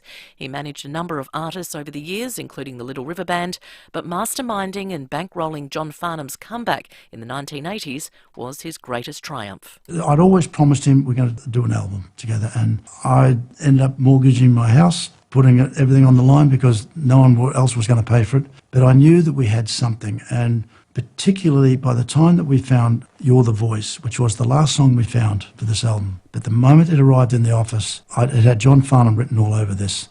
It's back to school today in SA for selected year levels. Term 1 starts for students in reception as well as years 1, 7, 8 and 12, but it will be online learning for the remainder of students until February 14, the staggered start to the school year prompted by COVID. There's been a stabbing at Craigmore. The incident happened just before 6 last night on Iringa Court. A 22-year-old man was taken to hospital with a non-life-threatening wound to his abdomen. Investigations are continuing. Well, South Australians are being urged to think about their behaviour toward retail staff. A new survey has found 60% of workers across the sector have experienced or witnessed customer abuse since Christmas. The union's Josh Peake says action is needed. Retail workers absolutely have proven themselves to be essential over the last 2 years and should be declared as such, and that means if they're assaulted on the job, there's immediately harsher penalties for the perpetrator. But there's also additional things like spitting and coughing fines. We also think we need to have stronger rules around trespass, and we have to be providing free rapid antigen tests to people. The British Prime Minister says the UK stands shoulder to shoulder with Ukraine in the face of ongoing Russian aggression. Nine's Brett McLeod has more. Giving his first public comments this year about the Ukrainian crisis, the Russian president has accused the US of trying to pull his country into war and said Russia has been played by NATO. But he added he hoped dialogue on a diplomatic solution will continue. British Prime Minister Boris Johnson, visiting Kiev, said intelligence showed Russian preparations for an imminent military campaign, saying war would be a political disaster, a humanitarian disaster, and for Russia and the world, a military disaster. A Norwegian court has rejected mass murderer Anders Breivik's bid for release, ruling he has not changed and remains a risk to society. He killed 8 people with a car bomb before shooting dozens of others at a youth camp in 2011. Breivik was jailed for a maximum of 21 years but applied for parole last month. Now turning to 5AA Sport. Uluru Weekender by private jet, direct from Adelaide. Departs February 25th. Book at ntnow.com.au. Here's Tom Wren. Thank you, Mel. The Socceroos have suffered a major blow to their chances of automatic World Cup qualification. Nine's Jordan Tunbridge reports. Australia has played out a 2-2 draw with Oman in a FIFA World Cup qualifier away from home this morning. The Socceroos led twice, Jamie McLaren scoring a penalty and Aaron Moy from the edge of the box. They fell just short of a victory in Muscat though, with Fran Karacic conceding a penalty in the 89th minute. It means the national team is now unlikely to secure automatic qualification for the World Cup in Qatar. Victory in the last 2 group games against Japan and Saudi Arabia might not be enough to get through. A third-place finish would see Australia take on another Asian team in a sudden death playoff match. The winner would then take on the 5th best team in South American qualifying, currently Uruguay. Well, Friday looks to be decision day for Cricket Australia over the future of national coach Justin Langer. News Limited's reporting a list of potential candidates is being drawn up ahead of Friday's meeting, should Langer not be offered an extension. To football, and West Coast coach Adam Simpson says he hasn't thought about who will fill the void left by Jack Darling, who hasn't met the AFL's vaccination rules. Meantime, Saturday afternoon's AFLW clash between GWS and St Kilda at Henson Park has been postponed. with multiple Giants players entering COVID protocols. And James O'Connor has been named the Super Rugby Player of the Year. And that's the 5AA Sport. Now checking 5AA traffic. A new and independent home for BMW is now open on Brighton Road. Visit Glenelg BMW today. Roads working well today. Simply some roadworks to keep in mind as you're driving in. Woodville, urgent electricity works, Torrens Road near Panmure Place. Some works happening at Myrtle Bank. That's for the intersection upgrade works across Glen Osmond and Portrush Roads. And we're slow going this morning at Ovingham, Torrens Road at Churchill Road, speeds down to 40 k's. Cameras, Phillip Highway, Elizabeth South, and Haydown Road at Elizabeth Grove. A Porto's double Bondi burger is anything but average with 2 fresh grilled chicken breast fillets, lettuce, cheese, mayo, and a Porto's original chilli sauce for just $9.95. Adelaide's most accurate traffic on 5AA. Now the 5AA forecast. There's double the fun with 2 Scott Salisbury homes to win in the Hospital Research Foundation Home Lottery. Heading for a top of 22 today and cloudy, partly cloudy tomorrow 24, Friday mostly sunny and 28. Right now it's 16 degrees. More news as it happens on 5AA.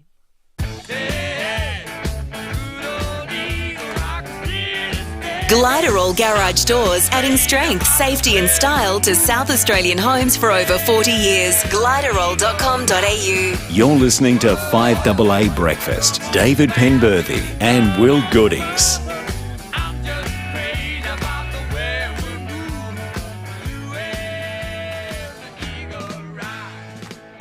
Yeah. 6 minutes after 7.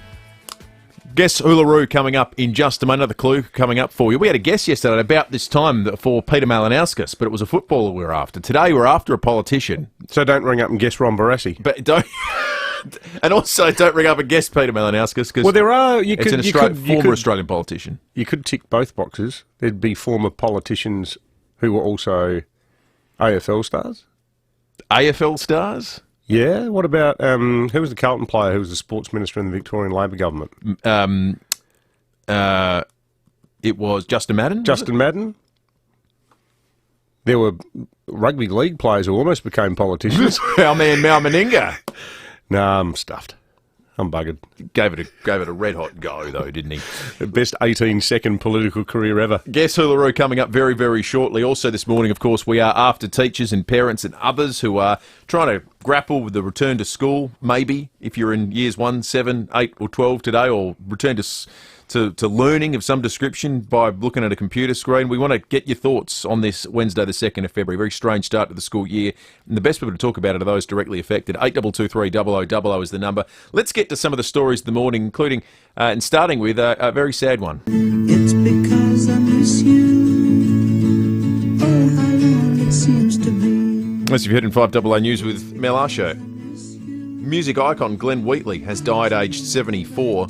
Passed away in Melbourne, reportedly suffering complications from COVID-19. It's a bit of Masters Apprentices, where he was the bass guitarist in the 60s. I tell you what, you look through Glenn Wheatley's career, you'd be struggling to find too many that had a bigger impact on the Australian music scene over a bigger expanse of time. So you talk about the Masters Apprentices. Then you've got his time with looking after the Little River Band.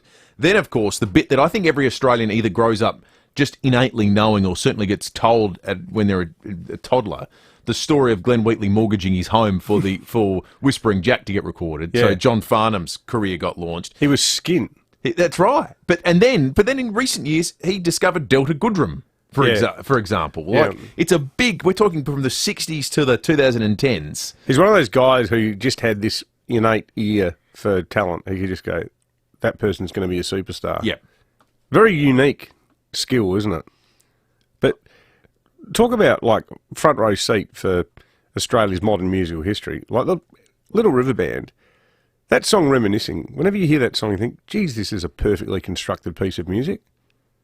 That record, speaking about Beck having Whispering Jack on high rotation, Dad had, is the record called, I think, correct me if I'm wrong folks, I think the record's called It's a Long Way Home, but that's the one with Reminiscing on it. Great record.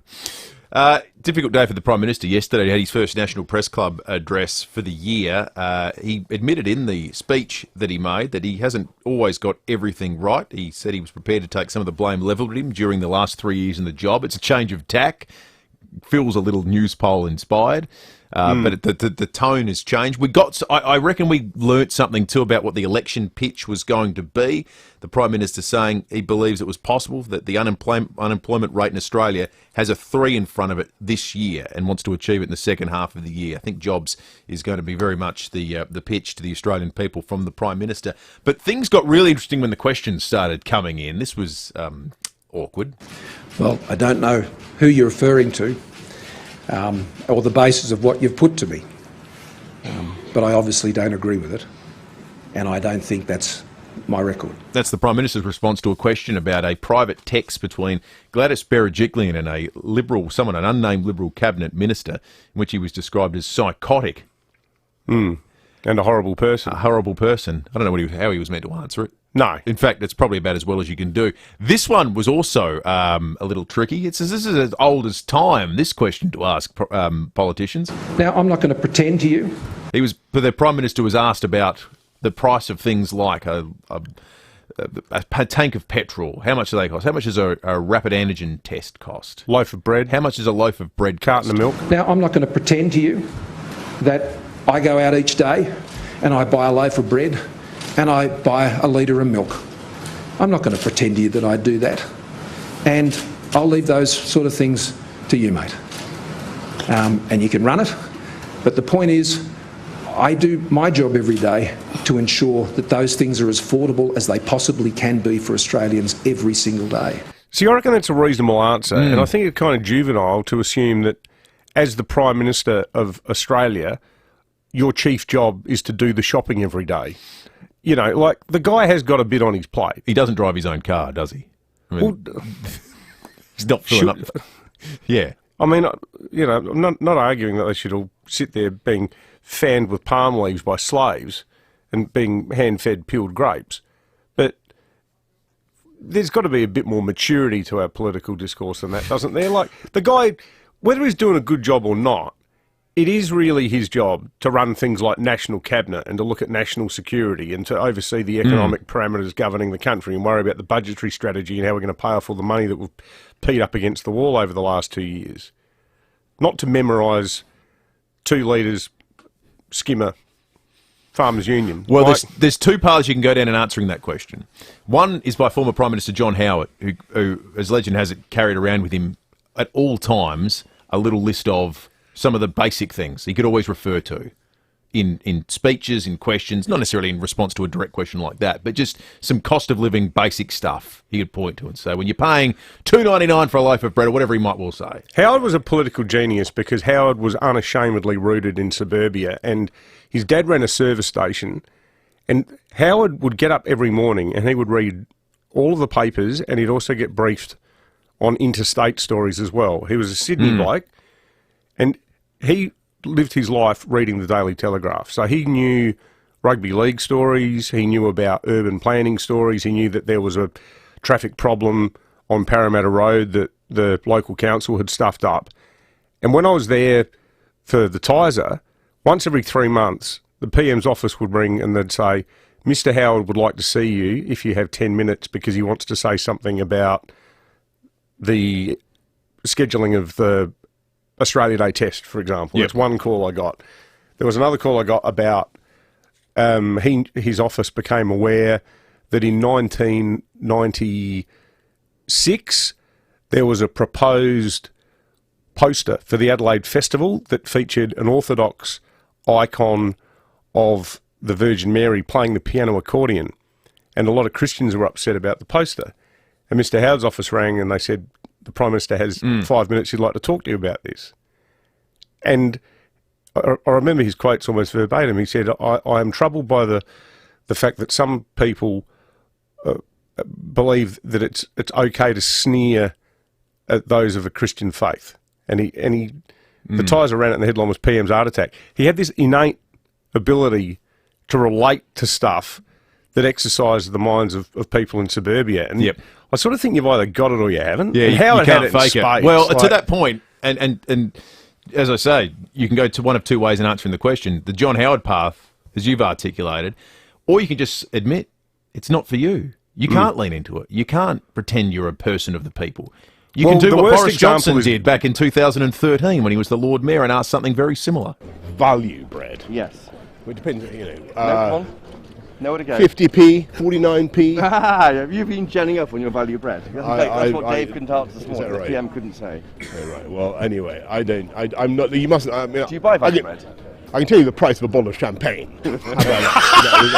So you go the other way and just say, stuff it. I buy expensive champagne. That was Boris Johnson in happier times for him when he was the Lord Mayor of London. The other example from Australian politics I can think of, and it ended up being the final nail in his coffin, was poor old Kim Beazley, who a lot of people say, and I think not unfairly, potentially one of the best prime ministers Australia never had, because he was a generous, big-hearted political centrist. Best defence minister we've ever had. Yeah, terrific.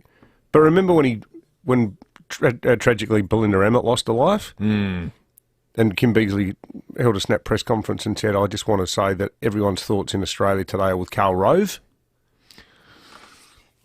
Karl Rove being... The Republican, the right-wing political... Yeah. Because Beazley's a massive tragic of political US politics and political history, and he just instinctively trying to be not a Rove populist. Yeah. Said Karl Rove, and Kevin Rudd was leader a week later. Yeah. You can't fake it. That's right. Big news out of the US too, and this one got a little bit messy. The confirmation of the retirement of one of the greatest sports people probably the planet Earth's ever seen. It takes a bit. There are very few people that sort of transcend sport, and you can have no knowledge of the sport but certainly know the name, and everyone listening will have at least heard of Tom Brady, who's confirmed that he has retired. It was broken a few days before he had intended for it to come out, and then he denied it. But then today it's been confirmed. Here he is on Good Morning America. For an athlete, your body is your asset. What I eat, what I drink, how I work out, all those things cumulatively add up. I started working with one of my great friends, Alex Guerrero, who's changed my life in so many ways, been working together for a long time. Now it's just became part of my life. So he retires as arguably the greatest to have ever done it. He won 7 Lombardi trophies, the most championships won by a single player, 5 Super Bowl MPs, most touchdown passes ever, most passing yards ever. Retires at 44, arguably still at his peak, which is probably the most remarkable achievement of them all. A year ago, he won the Super Bowl. This past year, he still looked like one of the elite quarterbacks of the NFL. It sounds 44. Yeah, it sounds like too much effort, though. Have you read about his diet? Yeah. It's like, you know... He wasn't living. 7:05 a.m., have 1 teat pipette of amino acids and a teaspoon of all-bran. Yep. Like, you know, do I get a southern fried chicken burger at any point? I don't think you do. He might now. He can have all of them he likes. He might be able to buy all the fried chicken. Can I go to a Porto at any stage? You can. No. Time to check traffic. A new independent home for BMW is now open on Brighton Road. Visit Glenelg BMW today. Thanks, Will. A few crashes this morning. One at Penfield Gardens. That's on Angle Vale Road near Curtis Road. Another smash. This one's at Glenelg South, Brighton Road near Diagonal Road. Woodville got urgent electricity works on Torrens Road near Panmure Place. And slow going at Ovingham this morning. Speeds down to 40 Torrens Road at Churchill Road. Cameras, Angle Vale Road, Angle Vale, and Horsey Road at Elizabeth East. Keanu Reeves and Carrie-Anne Moss return as Neo and Trinity in The Matrix Resurrections. Fast track from cinemas to your home. New to buy or rent on digital. Adelaide's most accurate traffic on 5AA. For a unique take on everything happening in SA, join Matthew Abraham each Thursday with David and Will. Yes, if you ban political donations from unions and big business or anyone, but they're not banning, and you can't, individuals, unions or big business from continuing to spend money supporting the party of their choice. Matthew Abraham, Thursday mornings from 7:30. Taxpayers pay $3.50 for every vote. Only on Adelaide's 5AA. The Hospital Research Foundation Home Lottery is back and doubled the fun with 2 Scott Salisbury homes in Somerton Park to be won. Just moments from the beach. Both homes are fully furnished, absolutely stunning, and ready for you to live your dream mortgage-free. With a catalogue of more than 15,000 prizes to win, tickets won't last long. Get yours today and join the fight at homelottery.com.au. Licence M14133. There are nights when you enjoy listening to quiet, empty streets. Then there are nights when all you want to hear is a siren in the distance. SA ambulance, what's your emergency? Oh, but please help. My daughter's not breathing. I need an ambulance. I'm organising... The Marshall government cut $11 million of ambulance service funding in its first 2 years, leaving our ambulance service in crisis. South Australians are dying for more ambos. Authorised L. Watkins Ambulance Employees Association of SA, Adelaide. One of the biggest challenges in business right now is maintaining your workforce. But if you're in recruitment mode, we can help you hire. We've got the National Marketing Manager for Automasters Service and Repair Centres on the phone, Carl Myers. G'day, Carl. Good morning, Dave. How are you? Good, mate. So why have you got positions to fill at Automasters? Pretty simple, Dave. We've got 22 existing branches in South Australia and they're all busy and we're opening new branches, so we need technicians, service advisors and franchisees. So Automasters is a big brand and there's lots of opportunities, Carl? Yeah, we've the 77 Automasters Service and Repair Centres across South Australia, WA and Queensland. So there's plenty of branches out there and some of them might be closer to home to a lot of people. And we've got upskilling opportunities and ongoing training within the group. So if you're listening and you're looking for a fresh new start with exciting training and career opportunities, speak to Automasters. Where should they go, Carl? They can just check out the careers page online at automasters.com.au. Hey, it's Callum here. Family safety is everything to the team at Edwardstown Mazda, especially on the roads. So if your car's due for a service or something's not quite right, take it to Edwardstown Mazda for servicing and repairs. They only use genuine parts, which is a massive plus, and they service all makes and models. It doesn't have to be a Mazda to get the Edwardstown Mazda treatment. One service centre for the whole family. It's gotta be Edwardstown Mazda, 862 South Road. 9 News is the one that's always been live and local. 9 News, made in Adelaide for Adelaide. Check out Gliderroll Garage Doors' new Timber Look Native Series sectional doors. Gliderroll.com.au. You're listening to 5AA Breakfast. David Penberthy and Will Goodings. 21 minutes after 7. Coming up after 7:30 this morning, we'll go around the courts with Sean Fuster. Anthony Albanese coming up after 8 o'clock today. Then at some point this morning, we're going to get some answers for you about what happened at this Clive Palmer event in Port Lincoln.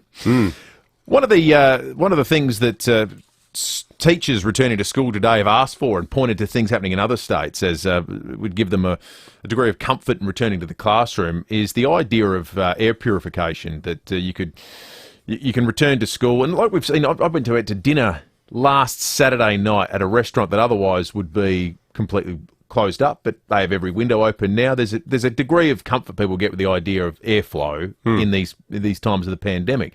And teachers said, could we get this in schools? It's happened in places like in Queensland. People responsible for that are our guests. James Pollock from Service FM joins us. James, good morning to you. Good morning, David. Good morning, Will.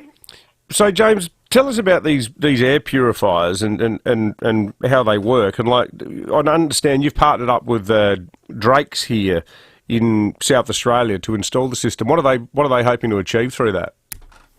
Yeah, so the aerofresh units we're using essentially kills COVID in the air. So the invention, which is a South Australian invention, recently invented, purifies the air, kills all pathogens, viruses, bacteria, mold and fungus.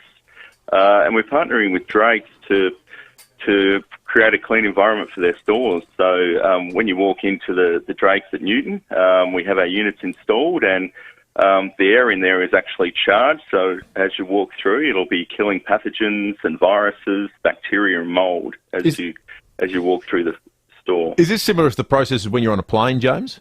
Because I know that they've said, the air on a plane, you'd think they'd be all super spreader events, but it hasn't played out that way.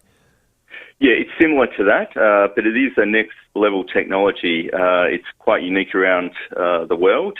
We think it's the best in the market. There's nothing in the market quite like it, and I guess from our point of view, if this technology works, we should have it in all of our schools, all of our hospitals, all of our aged care centres, and first responders should be using this product. All right. Thank you, James. John Taylor's the Managing Director of Aerofresh. So this was developed in Adelaide, was it, John? Indeed it was, David. How are you doing? That's Will, mate, but that's all right. We've got all sorts of people yakking away here at the same time. But so where was it? Where are you based?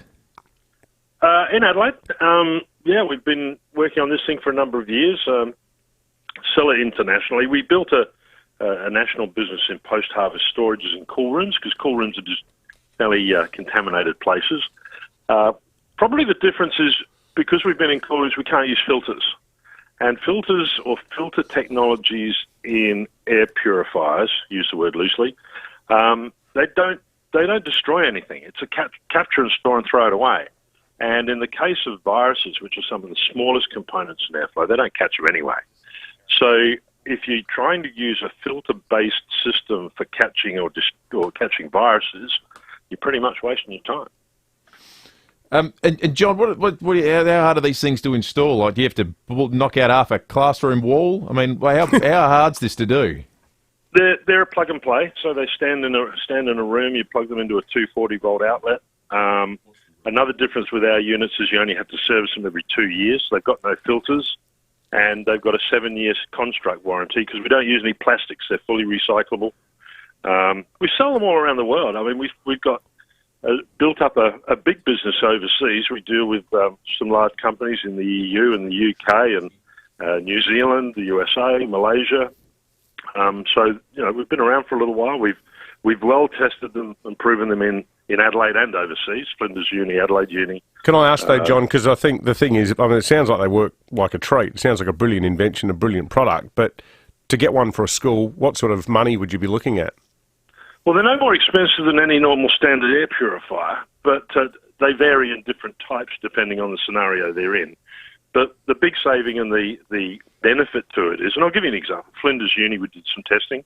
We got a 13 log, that's 99.119% elimination of virus, first pass. That means the contaminant went in one end, didn't come out the other. A lot of comparatives say, we can do this over 2 hours, we can do it over 6 hours. It's already passed and spread by then. The other issue is a lot of contemporary attitudes are towards venting. Now, one of the problems is a lot of schools, most schools, by my estimation, seem to be on main roads.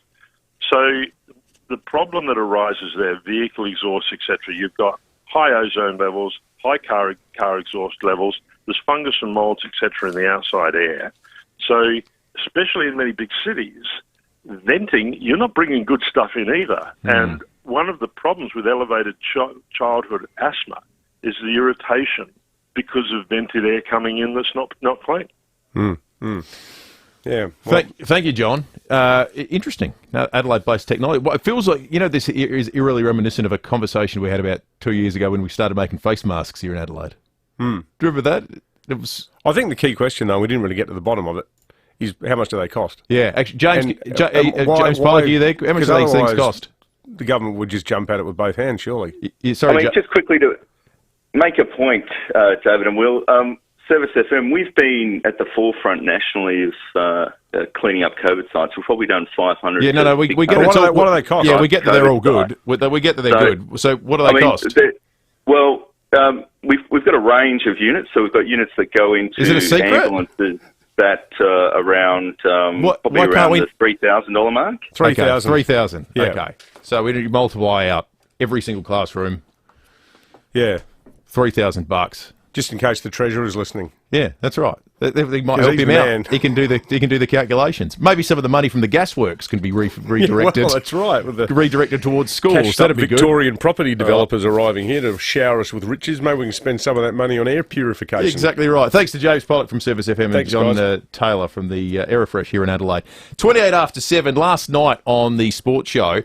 Justin Langer was the subject of the discussion with his job security in future very much up for debate. Surely Cricket Australia, board and executive, we mentioned Nick and Ben right there, have enough information at hand on JL to make a call one way or the other. You would think, wouldn't you? And the big key for me with this is Paddy Cummins. Now, silence isn't necessarily golden. Silence speaks when words can't. Now, the rumours are rife that a number of, or some, of the New South Welshmen that are in the test team don't rate JL. Now, I'll name them. In the last test, Warner, Mrs. Warner, Smith, Lyon, Stark, Hazelwood or Paddy. One of them need to come out and speak. Right. Don't you think? You can't really coach Australia to a four-zip Ashes victory and get sacked, can you? The whole culture of cricket on a national level in this country just has me befuddled.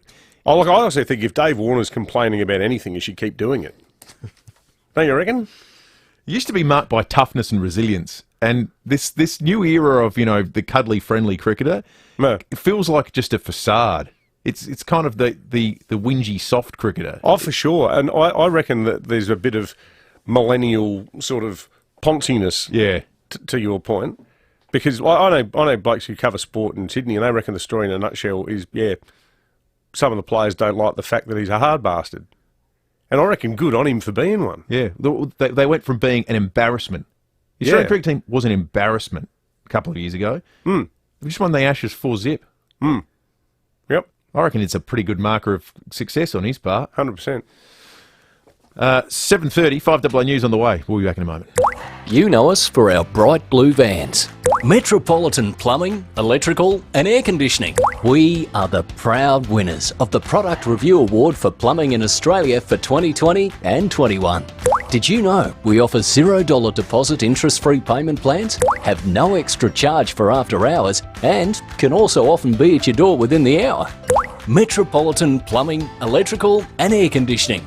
Available 24/7. Whether you're celebrating catching up with family again, getting all the grandkids round for a barbecue, or heading out to dinner with some old friends. Oh, mate. Absolutely cool. You don't want to miss out on hearing the best bits. Should have gone to Specsavers. For a free 15-minute hearing check, book today at specsavers.com.au/hearing. Conditions apply. 5AA Breakfast is streaming live right now. To watch, simply head online to 5AA Facebook or search 5AA on YouTube. This is Adelaide's 5AA. Cloudy and 22 today with the 7:30 news. I'm Mel Usher. Physio Extra is a registered NDIS provider, so let them support you in achieving your goals. physioextra.com.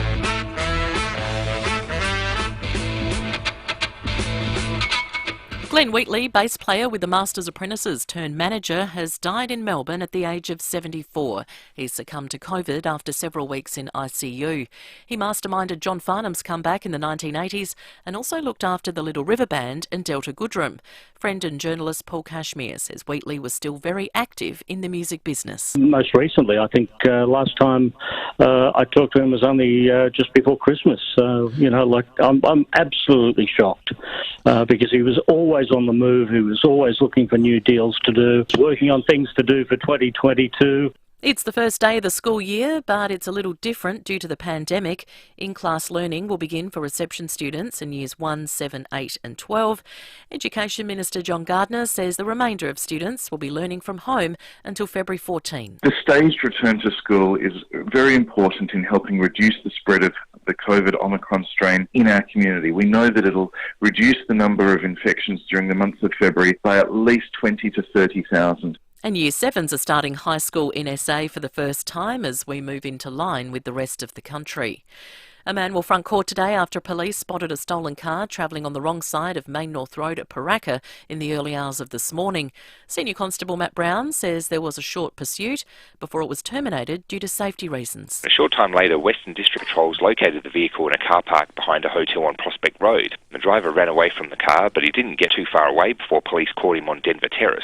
The 23-year-old has been charged with illegal use, driving dangerously to evade police and driving disqualified. The vehicle stolen from an Edwardstown property last night. SA's frontline retail workers are at breaking point. Almost 60% of employees have seen a rise in customer abuse since Christmas, according to a new survey, while 70% have witnessed shoppers buying rapid antigen tests while unwell or symptomatic. The union's Josh Peake says the government needs to stamp out this kind of behaviour. Other jurisdictions have acted here. We've seen New South Wales, Queensland and the Northern Territory bring in $5,000 fines for that sort of behaviour or even threatening that kind of behaviour. It really is shocking. Tonga is entering a snap 2-day lockdown after detecting 2 cases of COVID in the community. Both people had been working on a wharf in the nation's capital and are now in isolation. The Pacific Island nation had previously only reported 1 case in October last year. A drug used to treat poor thyroid function is being added to the PBS. Patients will be able to access the oral treatment, Levoxine, at a cheaper cost this week. Endocrinologist Dr. Ted Wu says it will help them better manage the condition. This new medication provides patients with more choice in Australia. Some of the medications in Australia need to be refrigerated, and this medication doesn't need to be refrigerated, so it is more convenient. Now turning to 5AA Sport. Uluru Weekender by private jet, direct from Adelaide. Departs February 25th. Book at ntnow.com.au. And it's over to Tom Wren. Thank you, Mel. The Socceroos have it all to do with 2 games to play in World Cup qualification after only managing a 2-2 draw against Oman overnight. The result leaves them in 3rd place, 4 points behind Saudi Arabia, who are top, while Japan are 3 points clear in 2nd. The Socceroos must finish in the top 2 to be assured of qualification for Qatar next year. Keeper Matt Ryan telling Channel 10 it wasn't a great result. Yeah, very disappointed. We came here, we were prepared well, and at the end of the day it's not good enough, to take something away from the game. It's not the first time it's happened this campaign, so it's very disappointing on that aspect. Friday looks to be decision day for Cricket Australia over the future of national coach Justin Langer. News reports a list of potential candidates is being drawn up ahead of Friday's meeting should Langer not be offered an extension. Australian NBA rookie Josh Giddey has set a new record for double-doubles at Oklahoma City Thunder. And wearing him down as Giddey crosses over and catches in. He's got the record. 11 double-doubles, a rookie mark in Thunder history for the 18 and 19-year-old from Australia. Yeah, great result. Giddey had 14 points and 12 rebounds, also had 4 assists as the Thunder beat the Trail Blazers 98-81. And it's now official. Tom Brady has announced his retirement from the NFL at the age of 44. Brady's career featured 7 Super Bowl titles from 10 appearances and 5 Super Bowl MVPs. And that's the 5AA Sport. Now checking 5AA traffic. Do you have an existing BMW service inclusive package? Book your next day service at Glenelg BMW. Reboot your weight loss goals in 2022 with WW's new personal points program. Start today and get your first month free at www.com. Hurry in soon. At Penfield Gardens, got a smash on Anglevale Road near Curtis Road. Glenelg South, crash on Brighton Road near Diagonal Road. Woodville, urgent electricity works, Torrens Road near Panmure Place. With cameras today, Coventry Road, Monopara, Halsey Road, Elizabeth East. Need some space? Right now at 40 Winks, get any size mattress for the price of a single, plus earn double Qantas points. Limited time only. T's and C's apply. 40 Winks, serious about sleep. Adelaide's most accurate traffic on 5AA. Now the 5AA forecast. Win a $3 million grand prize and $2 million early bird prize in the Hospital Research Foundation Home Lottery. 22 and cloudy today, partly cloudy tomorrow, 24 and 28 on Friday. Right now it's 16 degrees. More news as it happens on 5AA. This is the sound of Julian's bargain price vacuum with deep express suction. This is the sound of Julian trying to fix his bargain price vacuum, which infuriates him deeply. Yes, this is the sound of bargain regret. When it comes to the important stuff, like insurance, don't risk it. Go to Amy instead. Who offers great value cover you won't regret? Amy does.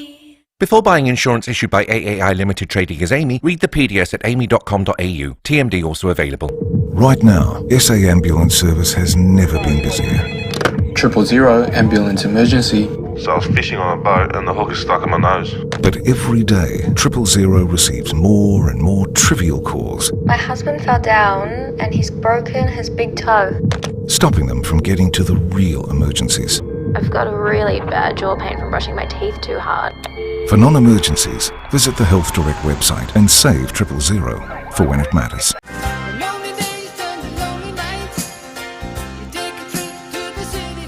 Check out Gliderroll Garage Doors' new Timber Look Native Series sectional doors. Gliderroll.com.au. You're listening to 5AA Breakfast. David Penberthy and Will Goodings. 22 minutes to 8. Each half hour of the program we play Guess Hoolaroo, or at least that's our pledge. But a bit like Dirty Harry, I lost track in all the excitement. And I guess the question you got to ask yourself is, did we do 2 hularoos or 1? So or none? We're going to do 2 hularoos this half hour, I promise you, starting right now. 82230055 is the number. Clue number 2 is, I was in federal politics. Federal politics. 8223 0055. A former federal politician. Yeah. In So Australia. that means, so in fact, our first guess of the morning, Julia Gillard, would have satisfied both these. Mm-hmm. But the first guess, which you correctly said, hang on, it's living people, Don Dunstan wouldn't have for multiple reasons now. So 8223 0055. Guess Hoolaroo, all thanks to NT now. This is the best prize going around. The Uluru Weekender by private jet, direct from Adelaide, including accommodation, touring, departs February 25th. You can book now at ntnow.com.au or be the first caller through like Ben in Happy Valley is, with a chance to guess it right now and take away today's prize. Ben, good morning to you. Hey, how you going? Good, mate. Good, thanks, Ben. All right, so take us through your thinking. You said politician, former. So I've gone with Christopher Pyne. Christopher good one. Pyne. Used to feature on Two Tribes. Yeah. One half of which is going to be on the show later, Anthony. Exactly Albanese. right. One Tribe. We don't have the old One Tribe theme, do we? We need that. Unfortunately, we need this. Sorry, Ben. It's not Christopher Pyne. I like that. I like the guess, though. Yeah, it was a good guess. But it was an educated 5AA guess. Breakfast Heritage. Yeah, bad luck, Ben. All right, let's, speaking of 5AA Breakfast Heritage, it's time to go around the courts with Sean Fuster, thanks to Crime Stoppers SA and Police Credit Union, supporting better communities, crimestopperssa.com.au. Morning to you, Sean. Morning, guys. Did my ears deceive me, or did Pembo actually make an accurate movie pop culture reference? Surely I haven't woken up properly and I'm dreaming this beautiful thing. Didn't involve any of your Marvel films, that's for sure, Sean. Hey, I've got to say, mate, I was reading your article on the Tigers website yesterday afternoon about this troubled man, David Janzow. Apologies if I mispronounced his surname there, but how is it that you can kill your own child and 7 years later be looking at walking free? Because as we've been dealing with on JL for a couple of weeks now, Pembo, the man is mentally unwell and has been from the very beginning. This is one of those really difficult questions where it's a case of he's not guilty of anything criminally because he wasn't in his right mind when the tragedy occurred. He was acutely psychotic. He spent the past 7 years moving his way from maximum security lockdown, borderline what we once have called asylum-level conditions, down to pre-release by virtue of getting medication, getting treatment, getting psychological counselling, getting taught life skills, putting measures and controls in place to make sure that this never happens again. It's a hell of a risk, though, isn't it? I mean, crikey. I can't think of any act that is more contrary to every normal human instinct than infanticide. And, what was his condition? And was it one of those situations where it was like a really full-blown mental health problem that had not been properly diagnosed? Yeah, my understanding, I've got to admit, I wasn't the journo on call when the case happened, so I'm reconstructing this from past information. My understanding is that there'd been a history of some mental illness, but certainly not to the level that this was. And it's one of those situations where the doctors and the family may have thought there was some depression involved, some anxiety involved, but it was actually something far more serious along the lines of a schizoaffective disorder. And it all came to a head in a horrible moment of stress after what looked like a car accident and just turned into this absolute nightmare for everyone involved. Sean, we talked around this point previously, but I'm not sure if I've just ever directly asked it like this. I reckon most people listening would go, you know what? People that kill people aren't in their right minds. Like that's regardless. It's not a normal thing people do. How does the court make that distinction? What's the actual legal process by which you say, no, that person was killing someone whilst in their right mind, no, this one was suffering some form of affliction that mitigates how we treat them? Yeah, so it's got to be a diagnosable medical condition that means that you are unable to reason and understand that your actions that you were about to take or did take were wrong. So when you say someone's not in their right mind, someone hauls off and kills somebody else, you're not in your right mind, you're angry, you're vicious, you're feeling it in that moment, you're still capable of knowing that what you're doing is wrong. You may look back a moment later and go, oh my God, I shouldn't have done that, but you know in your right mind that killing someone is wrong. The people who are found to be not guilty by reason of mental incompetence are so ill at that time, in that period, that they're unable to actually think about it and understand that what they're doing is wrong, because they're, to be really gauche for a minute, they're seeing frogs jumping around, or they are, acutely psychotic in that moment. They're not in their right mind. They're not in the real world even. I think one absolutely key question here, Sean, do we know whether this bloke's wife or parents or siblings, are they backing his attempt at freedom? So Luca's mum, Mr. Janzal's former wife, is not connected to this release process. She's taking things very privately. I think probably the best way I can say that and leave it at that. She's not involved in this process. She's abreast of it and aware of it and knows what's going on, but she's not nailing her flag to the mast on this one. In terms of other supports, that's what we're going to hear about when the case comes back in April. It seems to be that those within James Nash House and those within Ashton House, the two facilities that look after these people, are convinced the time has come to, at very least, trial this form of community release. Surely the family should have, I reckon, ultimate veto power over this, though. Like if a bunch of eminent jurists flanked by a couple of psychiatrists want to sit around and have a chinwag about it, that's all well and good. But the family who lost their child, their nephew, their grandson, they should really have the final say, because clearly there are cases where people have done heinous things within the family, and through sheer love and knowledge of the person and an intimate understanding of the treatment that they're receiving and the progress that they've made, you've had the parents of offenders guilty of patricide going into bat on behalf of their kids, saying they are better now and I don't want to lose a son as well as a husband. Well, I've got to put you up there on the fact that they're not guilty, Pembo, but yeah, otherwise you're not going to get any argument from me on that.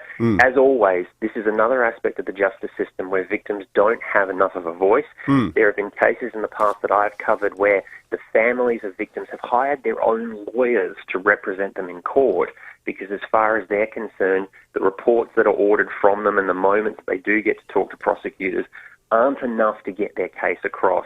And that's something that Daniel and I have covered extensively in JL the past couple of weeks, because this is the area that really needs to be looked into. It's all well and good for psychologists and psychiatrists to say this is the moment, and it's all very well and good for judges to say, well, the law's requirements are met, this is the moment. But if you don't have those people who are directly affected by these incidents getting them a proper opportunity to say, this is how we feel, how can you say that the outcome's a truly just one? Because we're not considering all the factors and all the people involved. Yeah, 100%. So take us through what you've got coming up Sunday night in Just Lawful, Sean. Interestingly enough, we have the final part of our in-depth look at the Cy Walsh case. Speaking of cases involving families and this very thorny question of mental illness, last week on our debut episode for 2022, we took you to the moment where the court found Cy not guilty by reason of mental incompetence. What we'll do this week is go through what's happened since that moment. What has Cy's life been like? Where has he been? What's been going on with him? And what's the future for South Australia's mental health laws given the continued controversy over this very point? Good stuff. Good on you, Sean. Thanks, Sean. Sean Fuster from The Advertiser, our chief court reporter, as we go round the courts. Got a very interesting and courageous text message then from one of our listeners, Steve. He says, "Hey guys, I've had schizophrenia for 25 years. I've always known right from wrong, even when I was suffering from a psychotic episode." Thank you for that, Steve. All right, let's check traffic. Do you have an existing BMW service-inclusive package? We'll book your next day service at Glenelg BMW. Thanks, Will. At Penfield Gardens, got a smash on Anglevale Road near Curtis Road. Glenelg South, another collision there. Brighton Road near Diagonal Road.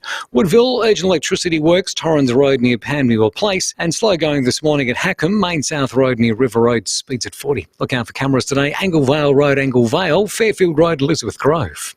An important message for all male listeners. From today, when the going gets tough, pour away that cup of concrete, soften up and get talking. Brought to you by boysdocry.com.au. Adelaide's most accurate traffic on 5AA. The next state election is in March 2022, and with over 7,000 jobs available, the Electoral Commission of South Australia needs your help. So if you want to earn some extra cash and help deliver democracy in South Australia, search SA Election Jobs to find an election job that suits you. Don't just get a forklift, get a Toyota forklift. When you need a forklift, don't just get a forklift, get a Toyota forklift. Get the world's #1 forklift brand. Get legendary Toyota reliability. Get world-leading safety. And get it from toyotamaterialhandling.com.au. Get the Toyota Forklift Advantage. For sales, service and hire. Get a Toyota forklift.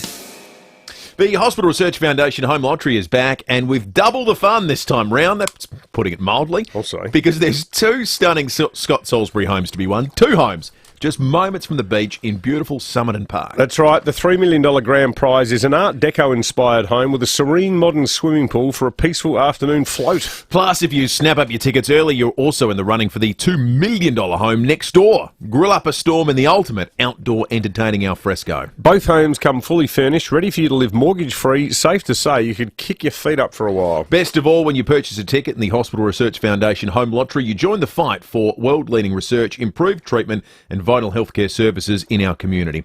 You can view all the incredible prizes and grab your tickets today at homelottery.com.au. I'm Dr. Michael Mosley. Much like a hybrid car, your body runs on 2 main energy sources, sugar and fat. Intermittent fasting encourages your body to flip from one to the other, burning through your fat stores quickly, which is the basis of our new program, the Fast 800. With our free 7-day trial, you'll soon be able to see and feel the impact of our science-based program. Sign up at thefast800.com today. 5AA Breakfast is streaming live right now. To watch, simply head online to 5AA Facebook or search 5AA on YouTube. On the ceiling if you want. Gliderall Garage Doors, adding strength, safety and style to South Australian homes for over 40 years. Gliderall.com.au. You're listening to 5AA Breakfast. David Penberthy and Will Goodings. 10 minutes to 8, John Blake coming up in just a moment. And also another clue for Guess Hoolaroo. Bonus one for this half hour. Double hoolaroo. Double hoolaroo. Toolaroo. Another 2 hoolaroos back to back. You know, the last couple of years have just ruined your mind on a couple of fronts. I just saw SA Health who just put out some health advice. Saying that people like Lucy who don't have the coronavirus should still isolate out of an abundance of caution. You can never be too sure. I remember when this was what SA Health used to do. They put out some advice. Mosquito numbers are expected to increase in the northwest and northeast pastoral districts due to the flooding. So they've put out advice. Keep mosquitoes outside by using insect screens. And use a knockdown insect spray if required. It's a tweet. It's been retweeted by SAPOL, of course, because these departments work in concert now. Cheek by jowl. Please see important information from SA Health regarding increased mosquito activity around floodwaters. SAPOL, that's helpful. And I looked at that, and instantly I thought, geez, Grant Stevens' press conference today is going to be something, isn't it? Is he going to stand up? Is there going to be a cordon? Will there be isolation? Are we going to... Well, no, the Premier does it now. You're right. Now that he's running for office in a few weeks' time, he's out there front and centre. It's interesting, isn't it? He was up the back nodding for most of the last 2 years. So it's time to take control. Things are getting serious now. I'm the boss. Yeah, exactly right. All right, it's time for John Blake, thanks to Aussie Fast Transport Solutions. They're looking for subcontract drivers right now. Call 13 13 64. That's 13 13 64. Now, the latest news with Wallace Fogg. Good morning, early risers. I'm Wallace Fogg with another 5AA News Update. Lord Mayor Sandy Verschaw wants to close off Adelaide streets and build amphitheatres in the parklands as part of a vision for attracting more people to the Adelaide CBD. She said, as a capital city, we need to be innovative and creative and embrace the opportunities of the future. She said this idea could also be expanded to other areas of Adelaide that needed an economic lift. She said yesterday, we're looking for large independent organisations to come up with ideas and make us an offer. Something like maybe, a football club could move their operations closer to the city. That'd be a good start. In other news, climate change activist group Extinction Rebellion has cancelled a series of protests planned for Port Augusta. They've put out a statement saying the downpours in the state's north are a direct result of human reliance on fossil fuels, and we told you so. They called off the protests when 3 of their members drowned while trying to glue themselves to a road. And finally, 12 residents of the apartments high above Holdfast Shores Marina are planning legal action to prevent venues on the ground level from operating beyond 9 p.m. They say the noise levels are such that they can no longer enjoy their privileged lifestyle. Before COVID, they would have been overseas on their annual trip and avoided the disruption.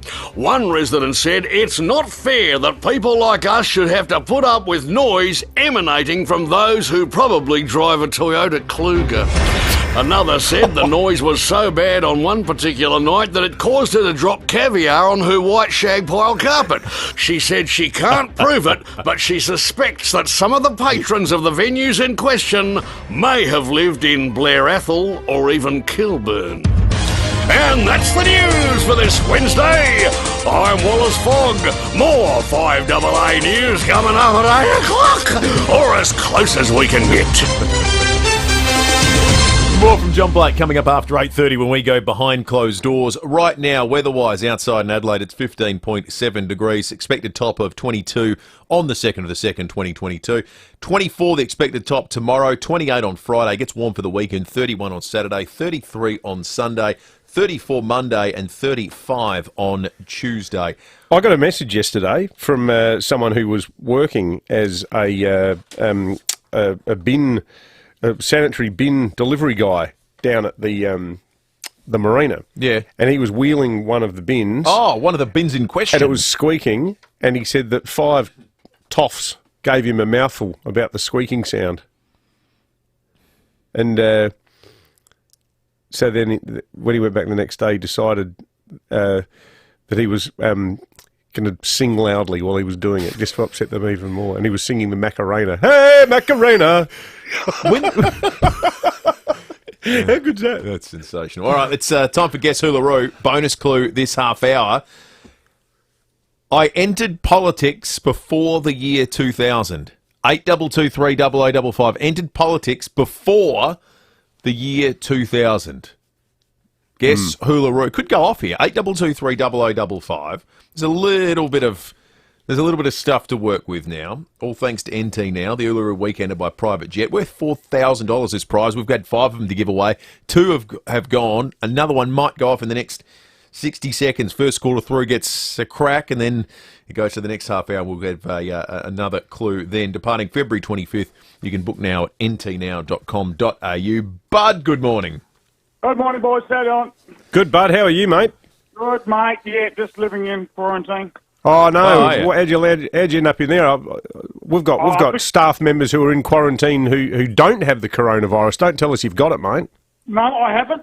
And I haven't really been in contact, but the stupid rules is just causing me to be safe, be on the way home. But my wife works as a nursing, my son works as a police officer, and, yeah, my youngest daughter got it, took it to friends down at Normanville, and she ended up with 5 other friends. So, yeah. No. What day are you on? What day are you on, mate? I'll go back to work Friday. Yeah, right. Okay. Cool. Well, that's good. You're almost there. You can almost see the finish line. Oh, look, I do I've got those rat tests every day, and I can't negative anyway. So I can't understand it. You going spit or pipe cleaner up the snout, mate? Up the snout. Yeah, we've been doing a bit of that. Oh yeah. My wife does it every day before she goes to work, so she's always that's part of her procedure. So that's what it is. I've become so adept at it, I can almost do it simultaneously while brushing my teeth. Don't get I've got the brush in one hole and the pipe cleaner in the other. Don't get the implements mixed up. Oh, I know. It's painful. It's terrible. But you end up with a really clean nose. Yeah, we prepared for this. We prepared for this day for a long time because with the nature of our family, we got to do it. So my daughter's at the granny flat at the moment. So yeah. All right, well, we share all the best, bud. Copper and a nurse and the family, you're a good bunch of people putting in for the community. So good on you, mate. Down to business, bud. Who do you think it is in Hoolaroo? Alexander Downer. Alexander Downer? These are the things that matter. Is it Alexander Downer? It is not Alexander Downer. Sorry, bud. All the best for the rest of your quarantine, mate.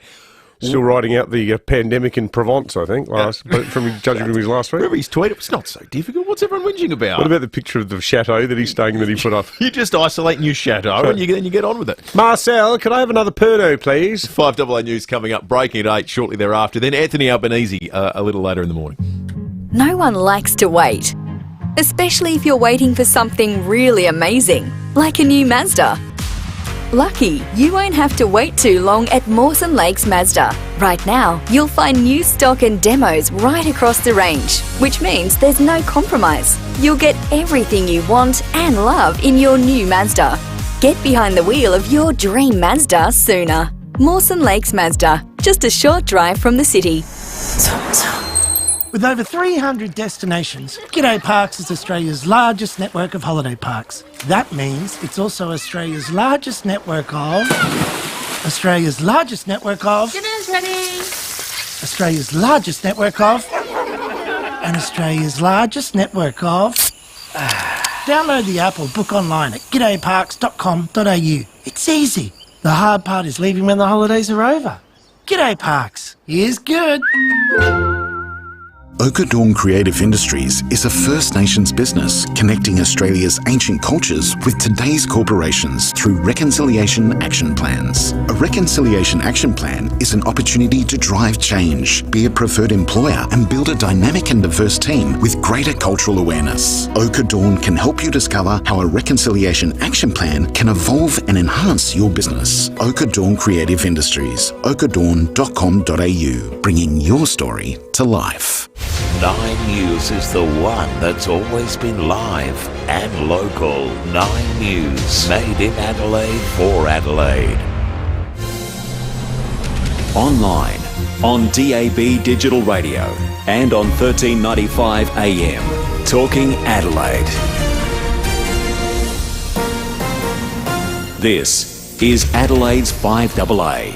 Cloudy and 22 today with the 8 o'clock news. I'm Mel Usher. The X in Physio Extra stands for extra care, extra clean, extra safe. Book today, physioextra.com. It's back to school for some South Australian students today. Education Minister John Gardner says it's a staggered return to the classroom due to COVID. We've got receptions and year 1s, year 7s and 8s and year 12s will be learning face-to-face. And those year levels have really been prioritised because those kids coming into school for the first time, and of course our year 12 students, really need that face-to-face experience. Other students will be learning at home for the next week and a half. The plan is to have everyone back in school from Monday, February 14. Police are investigating a stabbing at Craigmore last night. Emergency services were called to Iringa Court just before 6. A 22-year-old was taken to hospital with a serious but non-life-threatening wound to his abdomen. There's been a car fire at Kilburn. A Ford ute went up in flames in a hotel car park on Prospect Road. Checks revealed the ute had been stolen overnight from a Blair Athol address. Glenn Wheatley is being remembered today as the muso-turned-businessman who made John Farnham a star. He's died from COVID at the age of 74. The former bass guitarist for the Masters Apprentices moved into artist management, his roster including the Little River Band, John Farnham and later Delta Goodrum. He famously bankrolled the Whispering Jack album, launching Farnham's comeback. Entertainment reporter Richard Wilkins has paid an emotional tribute to his friend. Glenn was one of the founding fathers of the Australian music business. You know, he was a bass player in a band in the 60s, and he took all that knowledge and went to the States in the 1970s and took the Little River Band with him. He was the first person to do it like that on that level. Coral reefs around the world are more at risk from climate change than previously thought, according to a new study. Nine's Nathaniel Keesing has more. 0.2% of the coral reefs around the world would be able to avoid regular heat stress if temperatures increase by 1.5 degrees above pre-industrial levels. James Cook University researchers found areas which receive upwells of cold deep-sea water would not be protected from warming oceans. The Great Barrier Reef is this year showing stress signs of another mass coral bleaching event, despite the cooler and cloudier La Niña weather. Vladimir Putin is accusing the West of trying to pull Russia into conflict over Ukraine, but has left the door open for more talks. Nine's Brett McLeod has the story. At a news conference in Moscow, the Russian president gave his first public comments this year about the Ukrainian crisis. He's accused the US of trying to pull his country into war and then forcing their allies in Europe to enact harsh sanctions. There was a hint of optimism, though, when he said he hoped diplomacy would find a solution. British Prime Minister Boris Johnson, meantime, was in Kiev, accusing Putin of putting a gun to Ukraine's head. And it's almost Groundhog Day in the US. If Punk's attorney Phil sees his shadow on February 2nd, there'll be another 6 weeks of winter. Now turning to 5AA Sport. Uluru Weekender by private jet, direct from Adelaide. Departs February 25th. Book at ntnow.com.au. And it's over to my little groundhog, Tom Wren. Oh, thank you, Mel. That is one of my favourite movies of all time. It's a good one. It's a classic. Now, let's start with soccer, and the Socceroos must now win their final 2 World Cup qualifying matches to automatically make it for next year's World Cup after being held to a 2-2 draw against Oman. The Socceroos are 3 points behind Japan with 2 games left to play in their group and must now beat Japan in March to have any hope of finishing in the top 2. Coach Graham Arnold telling Channel 10 that match will be critical. It's massive. It's Stadium Australia has always been where we've had huge games and qualified in 2006 and 18, and I appeal to all the fans to get out there and support us and be our 12th man for the Japan game. Meantime, one game in the A-League overnight with Western United and Macarthur FC playing out a 2-2 draw.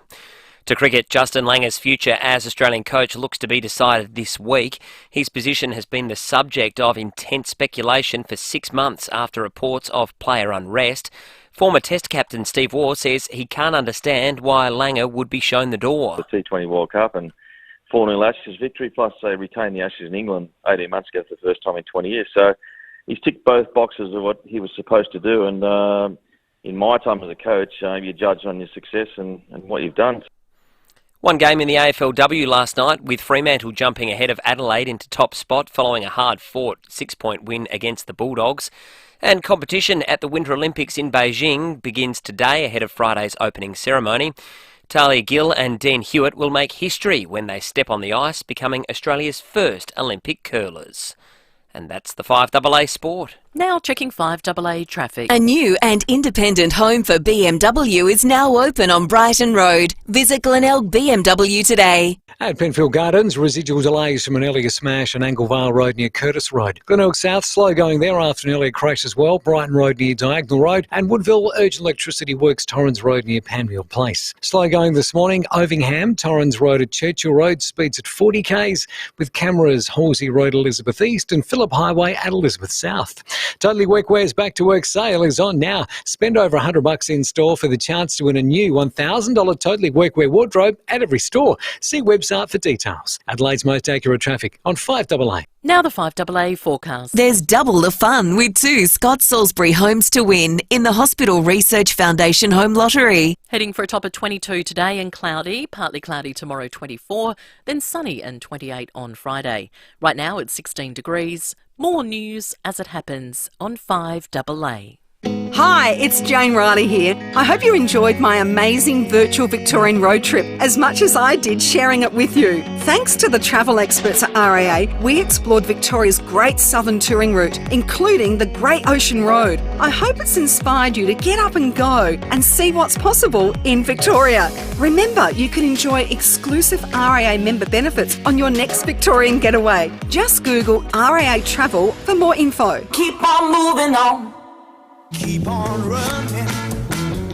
Gliderall Garage Doors, adding strength, safety and style to South Australian homes for over 40 years. Gliderall.com.au. You're listening to 5AA Breakfast. David Penberthy and Will Goodings.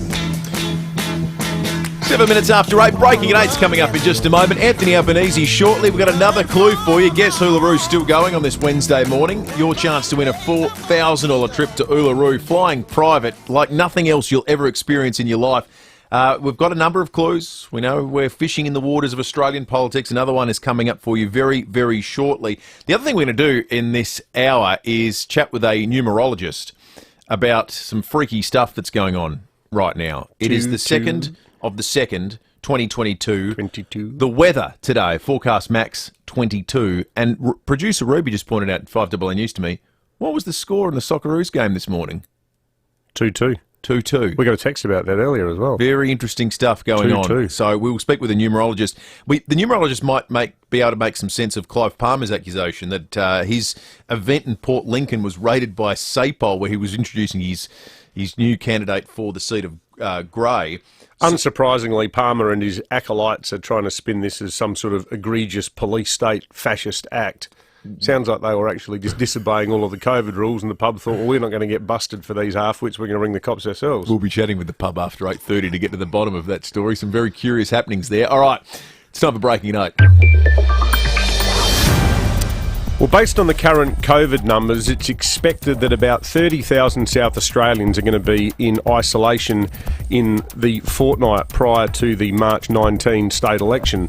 Of that number, not all of them will be eligible to vote. Some will be under the age of 18. Some won't be Australian citizens.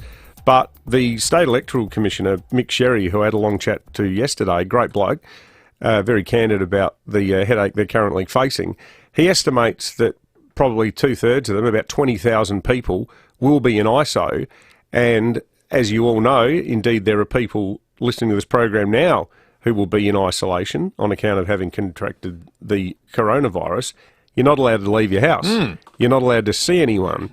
So if you fall ill on the cusp of the election, you won't have time, under the current arrangements, to have filled in a pre-poll vote or a postal vote, raising the very real risk that unless some kind of workaround can be found by the State Electoral Commission that satisfies the strictures of SA Health, and they had another meeting about it yesterday afternoon, how are you going to vote? Frank Pangello, SA Best MLC, was in one of the briefings last week where this problem came to light. I did a piece about it that the Australians kindly whacked on the front page this morning. We've got Frank on the line now. Frank, as you rightly say, this potentially does strike at the heart of democracy, doesn't it? It certainly does. Good morning, Will, and good morning, David. Because people, there could be thousands of people who will be denied their democratic right to vote, and it could also compromise the result of the election. If we have thousands of people who aren't voting or aren't able to get to a polling booth, and it's not just in the metropolitan area, but it's a problem as well, David. It'll also be in the APY lands, because that's in shutdown and you can't get booths in there. And also in aged care, David. Normally, the Electoral Commission do go into aged care facilities and assist the residents with how to vote cards and explain that to them. Well, that can't happen in many aged care facilities this time around, and that'll be left to some of the staff to indicate to residents, how to vote, how to file a vote, and could they be influenced? Who knows? So it's quite crucial that Parliament needs to be recalled, because there is a bill sitting in the House of Assembly. It was passed by the Legislative Council in November. That can help deal with this. It actually enables the use of telephones to be used to cast votes, and that's quite critical. And there are also some other important measures in there that can assist the Electoral Commission to do this. Now, at the moment, they're knocking their heads together to work out, well, what are we going to do when postal votes have closed, then people come down with COVID, and then there are close contacts and they're not able to vote. They can't leave their home. So it's a real dilemma, and I think the Premier really needs to seriously consider recalling Parliament so we can get this bill from the House of Assembly back up to the Legislative Council, which sits next week for 3 days, and get the matter dealt with pretty quickly. It's quite important because there are some seats, and of course, as you know, that are on a knife edge, some very marginal seats, and it could, decide that. I mean, Leon Bignell's seat, for instance. Or another one that springs to mind, and it's in an area in South Australia where the rate of coronavirus infection has been higher than other areas. The northern suburbs seat of King could come down to less than 200 votes. So if you've got 1,000 people there in ISO who are struggling to get to a polling booth, it's potentially very interesting. It's a great story, Frank. Thanks for coming on about it, and we'll see how it pans out today. Thank you. Pretty well, and it could affect the federal election too. I like to think that there's someone from the Electoral Commission who's had to call up SA Health and answer questions like, So this whole democracy thing, would we call it essential? That's right. Yeah, is voting? Yeah, voting. Is voting regarded as something that's sort of sacrosanct, or is it a bit like, I don't know, being able to freely attend your place of employment, where maybe we can just put a line through that too? Or if you happen to be our producer, Lucy, when you don't contract the coronavirus, you have to, in an abundance of caution, you don't contract the coronavirus. You've got a PCR test saying you haven't got corona, and in an abundance of caution, you're not allowed to go to work. Or Sam, our other producer, who can't come to work because he is the close contact of someone who got a PCR test that said they don't have COVID. The last thing you want to be is the close contact of somebody without the coronavirus. Yeah, that's the most dangerous place you can be. That's terrifying. You don't know what's going to happen. All right, let's get to some of the stories of the morning. And as we've been saying, school's back is the biggest, and this is the moment, really, I guess. All the kids are getting dropped off to school, possibly, half of them at very least, for the first time in 2022. Josh from St. Peter's has sent us a text on the Telstra Storm Out Barker text line. Says, guys, just on my way to my first day teaching at high school. Very nervous. How long do you give it until I'm in ISO? I'm thinking 2 weeks max. I'll text you again then. Well, we hope not, Josh. We hope that's not the case. But if it is, certainly do let us know. Some of the other stories that are knocking around this morning, one of them very sad, and we've received a lot of lovely texts about the death of Glenn Wheatley, Australian music icon who died at the age of 74. A little bit earlier we spoke about how the story of him mortgaging his home to pay for Whispering Jack, the famous John Farnham album, is, I reckon, there are people that were born 2 minutes ago that know that story in Australia. Yeah. I reckon you get it for free when you're born in this country. It should be the first thing on the citizenship test. Yeah. That and Bradman's batting average, I think. You just know that when the moment you're born. Now I'm going to try to say it, and hopefully I get it right. Is it 99.94? Yeah, it is. It is? Yes. Few. So you reckon just deport people who don't know that well? Is that your Peter Dutton-style hardline position? Yeah, pretty much. I mean, I think That's it. You're out. Go back to Russia. You've got to meet people halfway. Is Russia, Danny? There's a story that has developed too since 7 o'clock this morning. We played you the awkward exchange at the press club yesterday, where the Prime Minister was asked about a text exchange between Gladys Berejiklian and a Liberal minister that described the Prime Minister as an awful person and psychotic. Gladys Berejiklian says she doesn't recall the text messages, but there's plenty she hasn't recalled before. She couldn't recall knocking around with Daryl Maguire. Yeah, things get hazy. She's a busy woman. Now, she got a lot on her plate. It has developed very recently. Matt Keane, the Treasurer in New South Wales, has been on 2GB because the burblings have been that he was the person on the other end of the text exchange. Here's how it played out. It's just stupid, it's unhelpful, and it's mean-spirited. I mean, I'm a very close friend of Gladys's, and I know this has hurt her too. It's stupid political games, and it has to stop. I played no part in the ambush on the Prime Minister. It was not me, and I'm quite frankly appalled by the whole episode. So he denies it. Look, it's all... What's Matt Keane do for a crust? Treasurer. He's the New South Wales Treasurer. Yeah, he's the New South Wales Treasurer. Dripping wet moderate as well. Yeah. Who wouldn't like Scott Morrison? Look, it was a difficult day for the Prime Minister yesterday, which means it was a good day for our next guest, the Federal Labor leader, Anthony Albanese. Albo, good morning to you. Good morning, guys. How are you? I'm a bit wet. I've just come from school here in Waterloo, Our Lady of Mount Carmel School. That's always a good way to begin the day. How's the return of school looking in New South Wales, Albo? It's a bit confusing here in South Australia. We've got Year 1's going, reception's going, Year 12's going, everyone else trying to work from home, some kids wearing masks, some kids not wearing masks. What's it look like there? Well, it was pretty positive this morning. I was in Tanya Plibersek's electorate going to a school talking about our $440 million commitment for capital upgrades to deal with issues like ventilation and perhaps outdoor learning areas, but also to provide support for every school.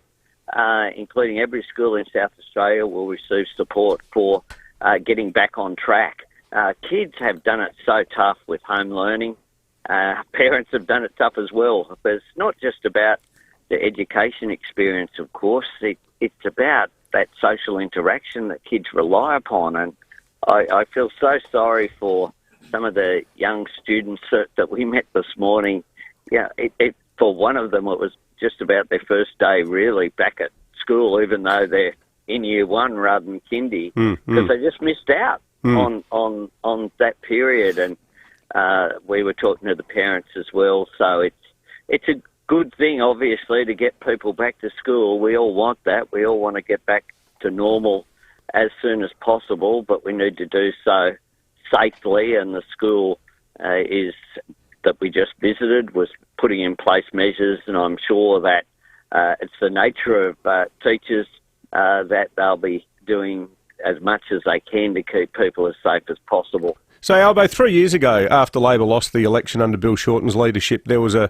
special review which our former Premier Jay Weatherill played a lead role in, saying Labor took too many policies to the election, too many complicated policies, they overwhelmed people. It feels a bit now like you're trying to win the election by going around Australia wearing a metaphorical I'm not ScoMo T-shirt. Not at all. Since December, we've announced a comprehensive climate policy. We did something that I think people thought couldn't be done. We have a climate policy that will create 600,000 jobs, that will reduce power prices, lead to $52 billion of private sector investment, and that's been endorsed by the Business Council, the ACTU, the National Farmers Federation, the Chamber of Commerce and Industry, Australian Industry Group. So that's a pretty comprehensive policy that is fully costed. We've announced 465,000 free TAFE places, additional university places. We've announced a disaster ready fund.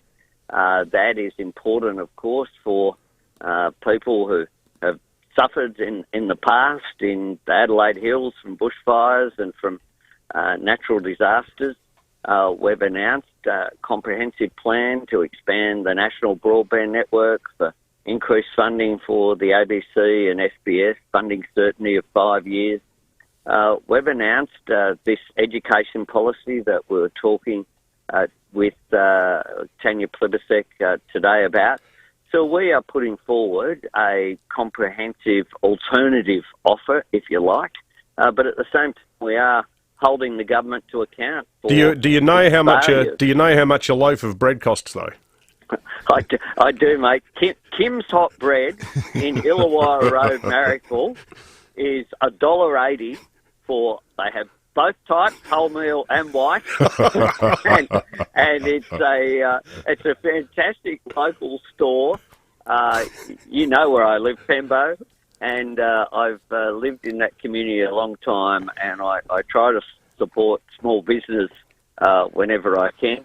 Marrickville's always good for a bargain, that's for sure. It's always very good, and the people who run Kim's Hot Bread, I've got to say, they are open 364 days a year.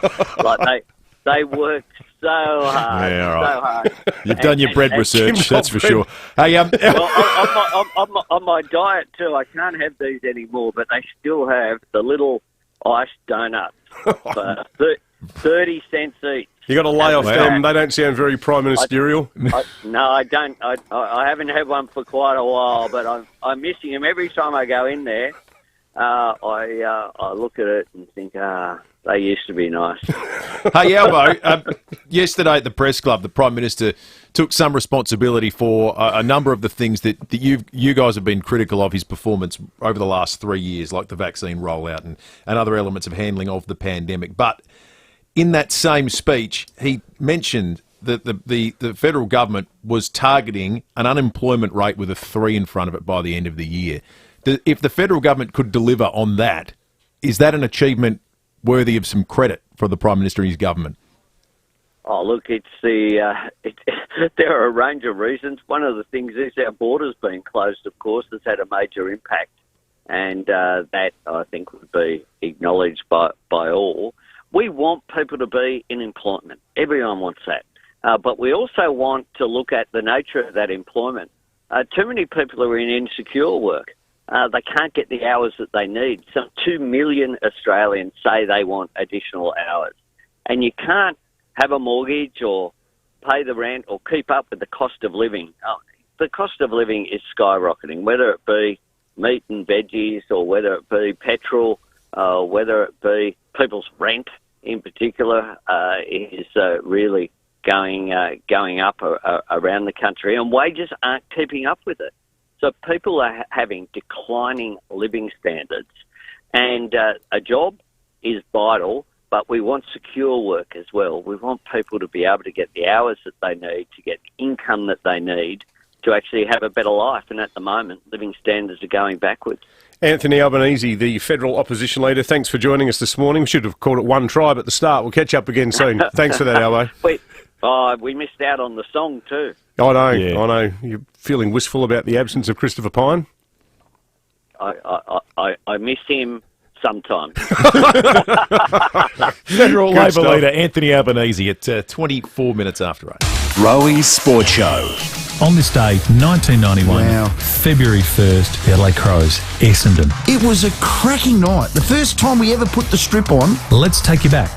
Given the fact our preparation had been so intense, we wanted a very good performance tonight to justify that. Stunned. He sounds different nowadays. He's on the helium there. 4 p.m. weekdays. Loosen the pants, Graham. What is that voice? He's got the Harry High Pants voice. Such a great crowd and such a great atmosphere. Roey's Sports Show on 5AA. With over 300 destinations, G'day Parks is Australia's largest network of holiday parks. That means it's also Australia's largest network of... Australia's largest network of... Dinner's ready. Australia's largest network of... And Australia's largest network of... Download the app or book online at g'dayparks.com.au. It's easy. The hard part is leaving when the holidays are over. G'day Parks. Here's good. And the Polar Air Heating and Cooling Salesperson of the Month is... no one. Again. Polar Air Heating and Cooling don't have a sales department. The person that comes to you for a free no-obligation quote is a qualified installer, not someone chasing a commission. So, you'll get exactly what you need. No steak knives. Get ahead of the weather. We're ready to install your air conditioner now. Polar Air Heating and Cooling. For when your lair is unbearable. polarairhc.com.au. Hyundai Nailsworth don't think a test drive is good enough for you. They'd rather you took a life drive. Now, what that means, you can do what I did. Go and see Aaron and the team at Hyundai Nailsworth, and you can pick any car you like and do life in it for an hour. Pick the kids up from school, go shopping. Actually, we should probably rewrite this. Don't pick the kids up from school. Go to Officeworks, make sure you've got a working high-speed laptop, proper broadband connection. Come home, let the kids do schooling from home. Go shopping, take a run up the freeway, take it home. Show off to the family, make sure it fits under your carport, because that is what life is. And at Hyundai Nailsworth, they get this, and they're the only dealers in SA who sell brand new Hyundais, including the new Palisade. It's the ultimate getaway vehicle. I had one for a week or so, and it was a terrific drive, spacious interior, available with 7 or 8 seats. So call into Hyundai Nailsworth and take a life drive, only at Hyundai Nailsworth, 147 Main North Road, Nailsworth. Are you ready for bigger and better things?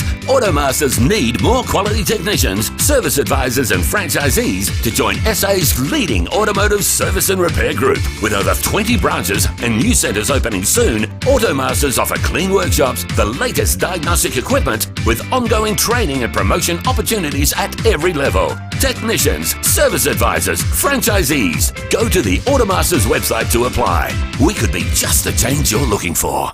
9 News is the one that's always been live and local. 9 News, made in Adelaide for Adelaide. Check out Gliderroll Garage Doors' new Timber Look Native Series sectional doors. Gliderroll.com.au. You're listening to 5AA Breakfast. David Penberthy and Will Goodings. 27 minutes after 8, time for Guess Hoolaroo for the 8 o'clock half hour. All thanks to NT Now, the Uluru Weekender by private jet, direct from Adelaide, including accommodation and touring. Departs February 25. Book now at ntnow.com.au. I think it went off at this time yesterday. Yeah, it was question 4. It was clue 4. Clue 4. It was Barry Robran was the correct guess. B. Robran. Monday it was 3 votes. John Williamson, wasn't it? Yep. Monday. Patriot boy. All right. Clue number 4. I am a former Prime Minister. Ooh. Former Prime Minister. Well, how many are there? No, we shouldn't We shouldn't expostulate on air, should we? We'll just No. let the listeners No, work let that the out. There's not listeners- many of them. 822 And they're living. 555. That's so right. it's not, you know, exactly. not Harold Holt. First caller through gets He might the still be crack. alive. That's right. If that's the answer, we're going to have a live debate on the air. Time for Fuel Watch, thanks to BMW. And you would have bet at home for BMW now open on Brighton Road. Visit Glenelg BMW today. He's still out there in that midget sub. Yeah, no, he's locked down in Beijing. Across the Adelaide Plains today, you'll see petrol in the mid-high $1.50s. Liberty on Marion Road and Mitchell Park is the petrol station to fill up at, charging $1.51 per litre, which is cheap in comparison to its neighbouring petrol stations. They're around $1.57. The place to watch out for getting stung is Clemzig. Couple of servos charging over $1.65 per litre in the area. Lauren has called in first. Have a crack for Guess Hoolaroo. Morning, Lauren. Morning, gentlemen. How are you? Yeah, we're good, thank you, Lauren. How are you going? Yeah, good. Just got home. All right. Homeschooling today. Good stuff. Who do you think it is, Lauren? Well, I didn't hear the last clue, but I've got it. I think it might have been Julia Gillard. Oh, mate, we've already had that one. No, Lauren. Sorry, mate. It's not Julia Gillard. Second Julia Gillard. I mean, look, Julia Gillard's still front of mind for our listeners clearly this morning. So it's a former Prime Minister? Yes, but it's not Julia Gillard.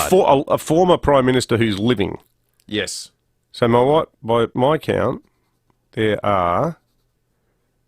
about 5 of them, aren't there? Well, we have another chance to win, and clue number 5 coming up right after 5AA News. We'll check traffic first, though, thanks to Glenelg BMW. If you've got an existing BMW service inclusive package, book your next day service at Glenelg BMW. Richmond got a breakdown on Marion Road at Richmond Road. Woodville, urgent electricity works there. Torrens Road near Pamuel Place.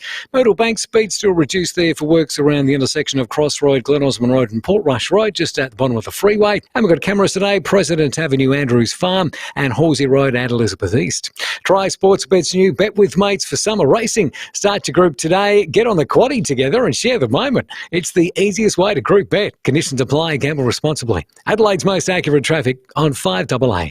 5AA's Business Lounge with Leith Forrest.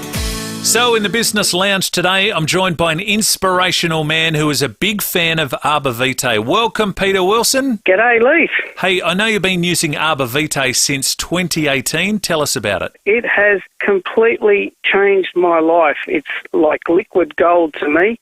My joint pain has completely disappeared. My mobility is so much better, and the reduction in inflammation is amazing. After trialling and failing, Peter, with other treatments, you tried Arbor Vitae and even kept a pain diary. How did that work out for you? I was using various things and trying different things until I decided that I had to find something that would work. I did nothing else other than a Google search, actually, and came across Arbor Vitae, and it definitely made a difference to my joint pain within a few weeks. I'm so glad that Arbor Vitae has given you back your life. Arbor Vitae is available in chemists and health food stores all over Adelaide. For a full list of stockists or to buy online direct, go to arborvitae.com.au, or you can give the Arbor Vitae team a call on 1300 879 863. Remember, always follow the directions for use. This medicine may not be right for you. Read the label before purchase. If symptoms persist, talk to your health professional. For more information, visit arborvitae.com.au. That's arborvitae.com.au.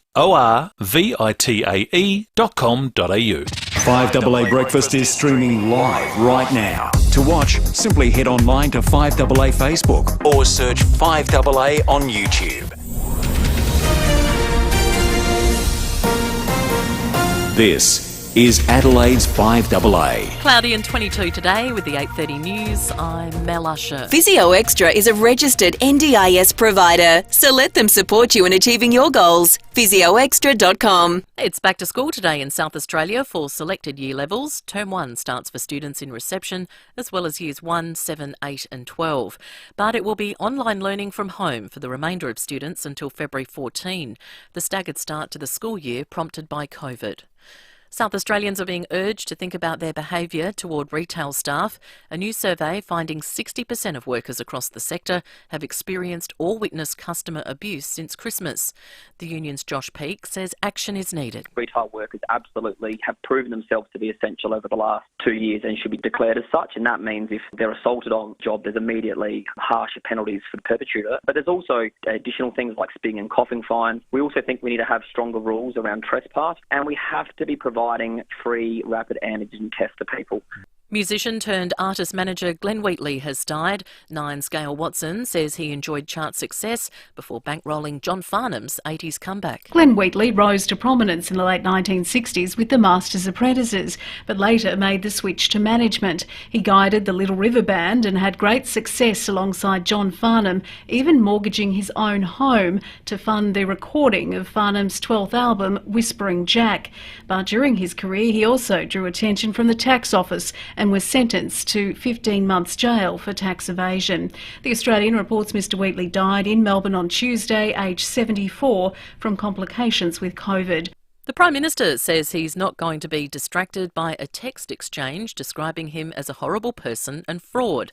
Nine's Michael Packey has more. Scott Morrison was ambushed at the National Press Club yesterday when a journalist put a leaked text message to him. It was reportedly between former New South Wales Premier Gladys Berejiklian and an anonymous cabinet minister. Whether that person was state or federal is not known. The exchange described Mr Morrison as horrible, a fraud and complete psycho. The PM says he's not bothered by it. I mean, in this job, you take the brickbats and you take the bouquets. Some Liberals are pointing the finger at New South Wales Treasurer Matt Keane for the damaging leak. He denies it. It was not me. Ms Berejiklian has released a statement saying she has no recollection of the text exchange. A southern koala from Cleveland has given birth in the UK. Violet and 3 other koalas were sent to Wiltshire's Longleat Safari and Wildlife Park in 2018 in a bid to raise the profile of koalas in Europe.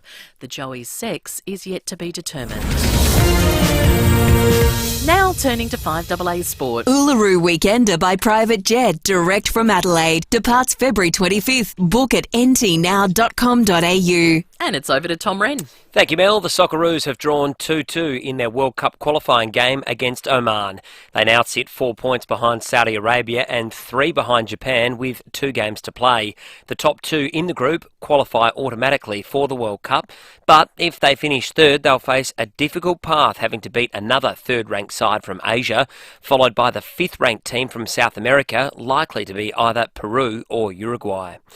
Well, the first competition at the Winter Olympics starts today with a pair of Aussies to make history. Nine's Matt Granland reports. The opening ceremony of the Games is not until Friday, but the action kicks off tonight in the sport of curling. And for the first time in Olympic history, Australia will be represented. Harley Gill from New South Wales and Dean Hewitt from Victoria will pair up in the mixed doubles event in a 10-team round-robin format with the first match against the United States. Gill's Olympic dream was almost over before it began. Testing positive to COVID-19 on arrival in Beijing, a second test has since given her the all-clear to compete. Well, Friday looks to be decision day for Cricket Australia over the future of national coach Justin Langer. News Limited reports a list of potential candidates is being drawn up ahead of Friday's meeting, should Langer not be offered an extension. And Australia's greatest female basketballer of all time, Lauren Jackson, is making a comeback. The 40-year-old has confirmed she'll play for Albury Wodonga. And that's the 5AA Sport. Now checking 5AA traffic. Do you have an existing BMW service inclusive package? Book your next day service at Glenelg BMW. At Richmond, got a breakdown on Marion Road at Richmond Road. Woodville, urgent electricity works there. Torrens Road near Pamuel Place. Myrtle Bank, speed still reduced there for works around the intersection of Cross Road, Glen Osmond Road and Portrush Road, just at the bottom of the freeway. And we've got cameras today, President Avenue, Andrews Farm and Horsey Road at Elizabeth East. Try Sportsbet's new Bet With Mates for summer racing. Start your group today, get on the quaddie together and share the moment. It's the easiest way to group bet. Conditions apply, gamble responsibly. Adelaide's most accurate traffic on 5AA. Now the 5AA forecast. Win a $3 million grand prize and $2 million early bird prize in the Hospital Research Foundation Home Lottery. Cloudy 22 today, partly cloudy tomorrow 24 and 28 on Friday. Right now it's 17 degrees. More news as it happens on 5AA. The Edwardstown Mazda sale is on right now, and it's sizzling with massive savings on new, demo and used Mazdas. Plenty of stock is arriving daily, but you'd better hurry, they'll be snapped up. Edwardstown Mazda, 862 South Road, LMVD 207428. Eye health, unhealthy living. Thanks to Specsavers. We're talking about some of the harmful effects of UV exposure to the eyes. Karen Walsh is an optometrist. What are some of the common eye diseases caused by sun exposure? At the front of the eye, we do see little growths like basal cell carcinomas and squamous cell carcinomas, which have to be removed if they're cancerous. And that can leave you with quite a lot of complications with blinking and with dry eyes, because your lids then often are a bit malformed after that. We see pinguiculas regularly, which are just like little yellow growths either side of your iris, and we see them really, really commonly. They're just aesthetic, really. A lot of people don't like how they look. A lot of Australians over 65 will have some element of cataract, and eventually a lot of people do have to have them surgically removed, and the sun just speeds up that process. And then at the back of the eye, sometimes we pick up choroidal melanomas, melanotic lesion inside the eye. Specsavers, where every eye test includes an OCT advanced 3D eye scan at no extra charge. Check out Gliderroll Garage Doors' new Timber Look Native Series sectional doors. Gliderroll.com.au. You're listening to 5AA Breakfast. David Penberthy and Will Goodings. 21 minutes to 9. Guess who LaRue's going right down to the final siren this morning. We've got another clue coming up for you very, very shortly. Your chance to win $4,000 worth of holiday to Uluru. It's a trip of a lifetime. Don't worry, though, if you miss out this morning, we've got 2 more to give away over the course of the next couple of days. We're also going to jump into the story that Clive Palmer started last night with his pretty extraordinary tweet about, he insinuated strongly that maybe Stephen Marshall or someone asked Sapol to raid an event where he was introducing his candidate for the seat of Grey, Susan Waters, to members. I think we can say with a degree of confidence that in response to Clive Palmer's question on Twitter, the question needs to be asked, did Stephen Marshall MP request this action from SA Police? That the answer to that is an emphatic no.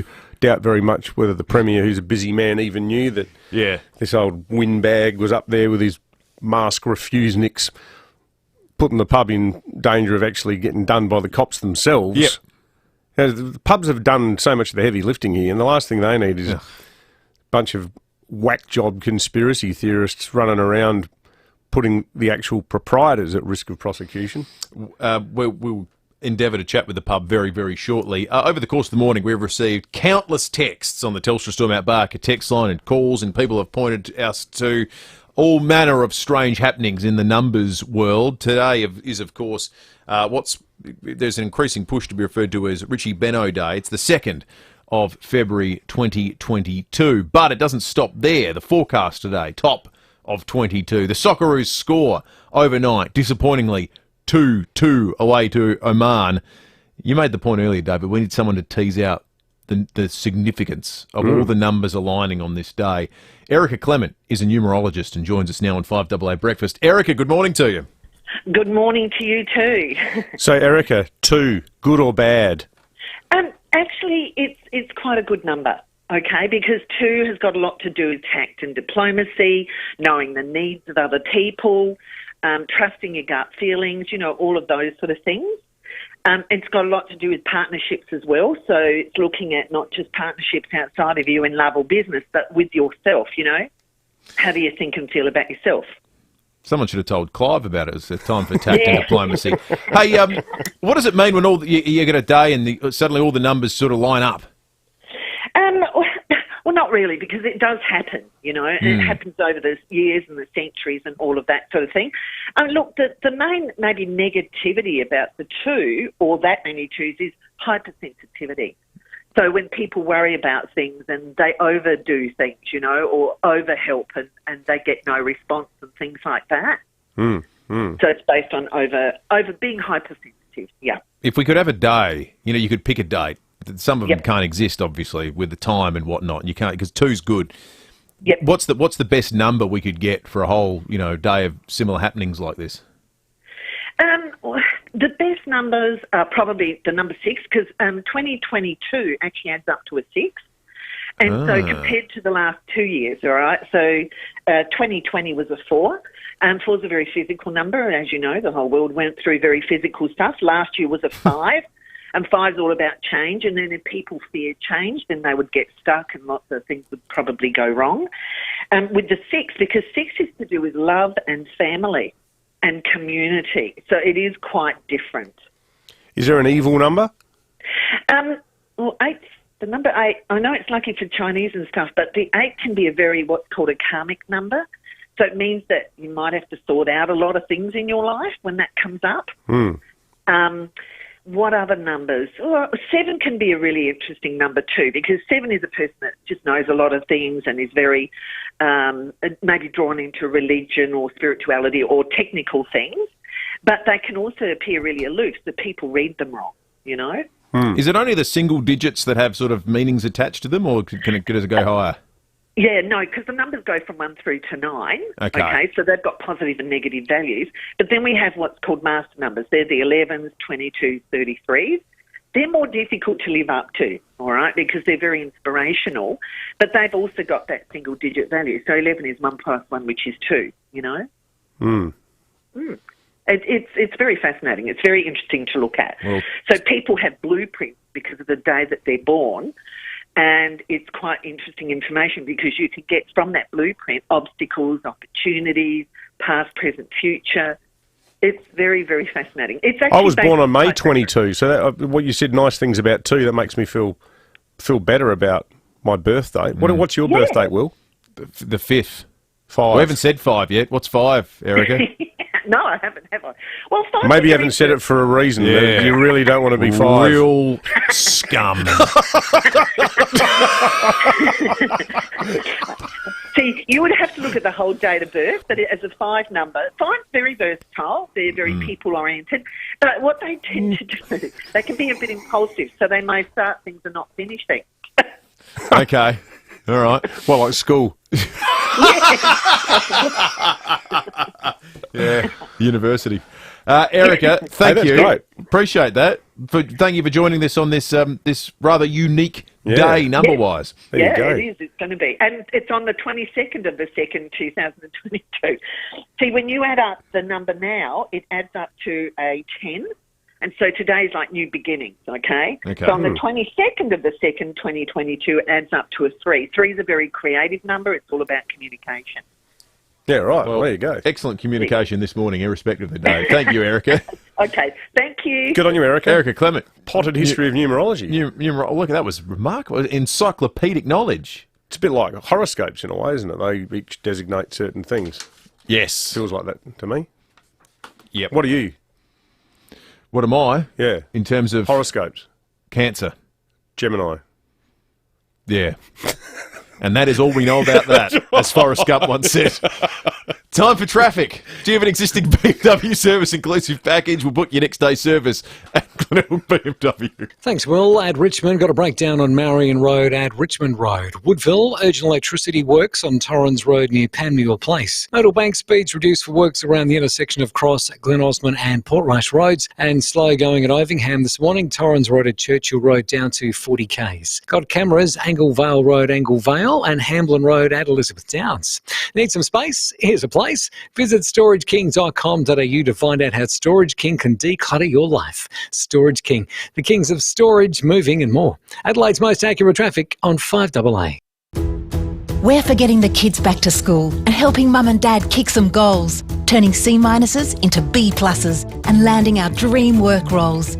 We're for getting back to nature, filling coastlines with happy campers, afternoons in the dunes with our besties and the most epic picnic hampers.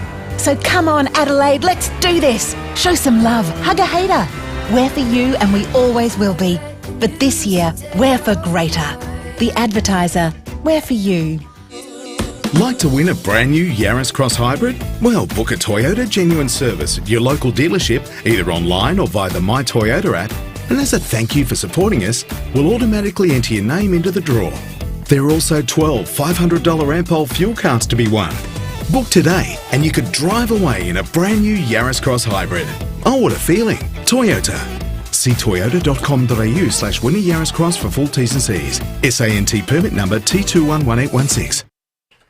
Oh, this is exciting. This Saturday, Super Saturday again at your local cheapest chips. And you know what that means? Lots of awesome goodies and amazing value. I know what it means, all right. You want to be outdoors in the garden as much as you can. Cheapest Chips will make you happy with 20% off all garden solar. Solar flame torches, $20. Stainless steel stake lights in a variety of colours, $24. Path lights, just $12. Solar snake repellers, because snakes are out during the day, obviously. That makes sense. Yeah. They like to cold-blooded, solar, snake repeller, $12 each. What if it's cloudy? Well, the snakes, they're very temperamental weather-wise. They stay indoors. Well, the thing is, it's all about battery storage these days. I'm sure the cheapest chips people have got it covered, because when it's sunny, the $12 solar snake repeller, I could vouch for its efficacy. The snake would store the power from the sun. Yeah. And the snakes would keep away. What I would say is, at some point in time, Mother Nature needs to meet us halfway, right? So if we're going to save the planet by going solar, maybe just call off the snakes for a while. Exactly. But they're only $12, so why don't you just have a lash anyway? Yeah. Just, get one and have a crack, keep the snakes out of you. Had it up to here with these snakes in the backyard. Need to burn off some of those Christmas kilos. Spin bikes and magnet elliptical cross trainers, just $199 each at cheapest chips, plus 4-piece outdoor settings, only $4.99, and Bluetooth sound bars, whatever they are, $39 and much more. I thought you were a big Bluetooth speaker guy these days. Is that a speaker? Yeah, I think sound bar. You've got a little speaker, haven't you? I have got a little speaker. You love your little speaker. From a Spotify. Oh, Can't listen to Neil Young on it anymore, sadly. Cheapest Chips will make all your dreams come true. There's plenty more Super Saturday deals. Just check out the back page of this week's Cheapest Chips catalogue, or check them out at your local Cheapest Chips this Saturday. The Hospital Research Foundation Home Lottery is back and doubled the fun with 2 Scott Salisbury homes in Somerton Park to be won. Just moments from the beach. Both homes are fully furnished, absolutely stunning, and ready for you to live your dream mortgage-free. With a catalogue of more than 15,000 prizes to win, tickets won't last long.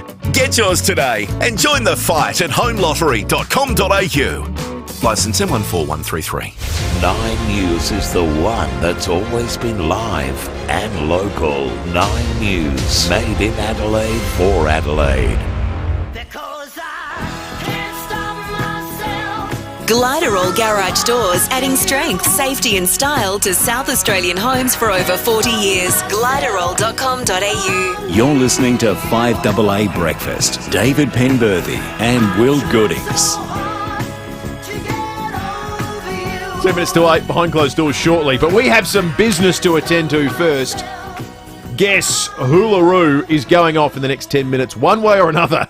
All thanks to NT Now. Uluru Weekender by private jet, direct from Adelaide, including accommodation and touring. Departs February 25. Book now at ntnow.com.au. We have a chance for you to win right now on 8223 0055. Final clue. Final clue. Final clue. Now, if the final clue as to which former Australian Prime Minister this is, happens to be, am I a massively annoying pain in the backside? I know who my guess is going to be. Okay. He's from Queensland and he's here to help. Clue number 5. I'm the only person to hold the job as Prime Minister twice since the year 2000. 8223 If you reckon you might know. Meaning, my clue is a good one. Is a good one. A really solid clue, that one. First caller through. 8223 0055. You can go to Uluru, private jet. Chance of an absolute lifetime. 10 metres out, dead in front with no man on the mark, South Australia. First caller through. Chance doesn't get any better. Exactly. Because unbeknownst to David, he totally just gave it away. I did give it away. You did? Well, I suppose... Well, look, we are giving it away. People could be annoyed by all sorts of ex-Prime Ministers. They might be annoyed by John Howard. They might be annoyed by Tony Abbott. They might be annoyed by Paul Keating. They might be annoyed by Malcolm Turnbull. You also said from Queensland. Yeah. Well, can we narrow this down any more? He looks like Mr. Sheen. 8223 0055. You know the numbers. The phone lines have been ringing out all morning for Guess Hoolaroo. If you do miss out, There will be another chance to win tomorrow and the next day as well. We've still got $8,000 worth of Uluru trip to give away. Andrew's called in. Andrew, who do you think it is? Don't get this wrong. Oh, God, I missed the actual clue, but I reckon it might have been John Howard. Oh, no, Andrew. We need another caller. I've lost 4 words. Please. Directly in front, no man on the mark. Maybe you didn't hear all of that malarkey just Andrew then. dropped the ball into his shin and didn't make the distance. No. Adrian, good morning. Good morning, fellas. How are you? Yeah, we're good, We're Adrian. good, thanks, Adrian. Who is it? That's good. I reckon it might be Kevin Ray. Yes! Adrian, you're off to Uluru. Congratulations to you, mate. Well done, mate. Have you been there before, Adrian? Yeah, about 2010 we were there. Yeah, right. Bet you didn't go on a private jet, though. Ooh. Oh.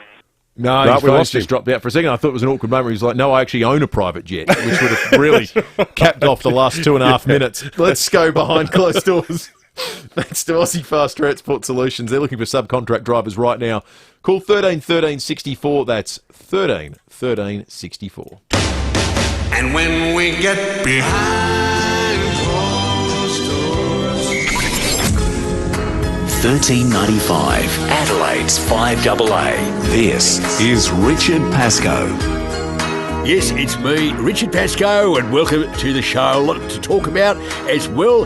And I promise after listening to Blakey's Behind Closed Doors about me, I will try not to say as well as much as I have been doing. On the show today, we'll be talking about crime and internet gaming as well. We'll be taking your calls on 8223 0000 as well. And we'll have Kyla Bond on, who was an advertising journalist and is now living in Melbourne as well. I am okay with technical problems. If you're having a problem with your phone or your computer, you can give me a call with that, because I am the Adelaide Tech Guy, and I'm sure a lot of people thought I was just going to do a show full of technical stuff, but we do talk about other issues as well on the Saturday afternoon. I'm not as one-dimensional as you thought I was.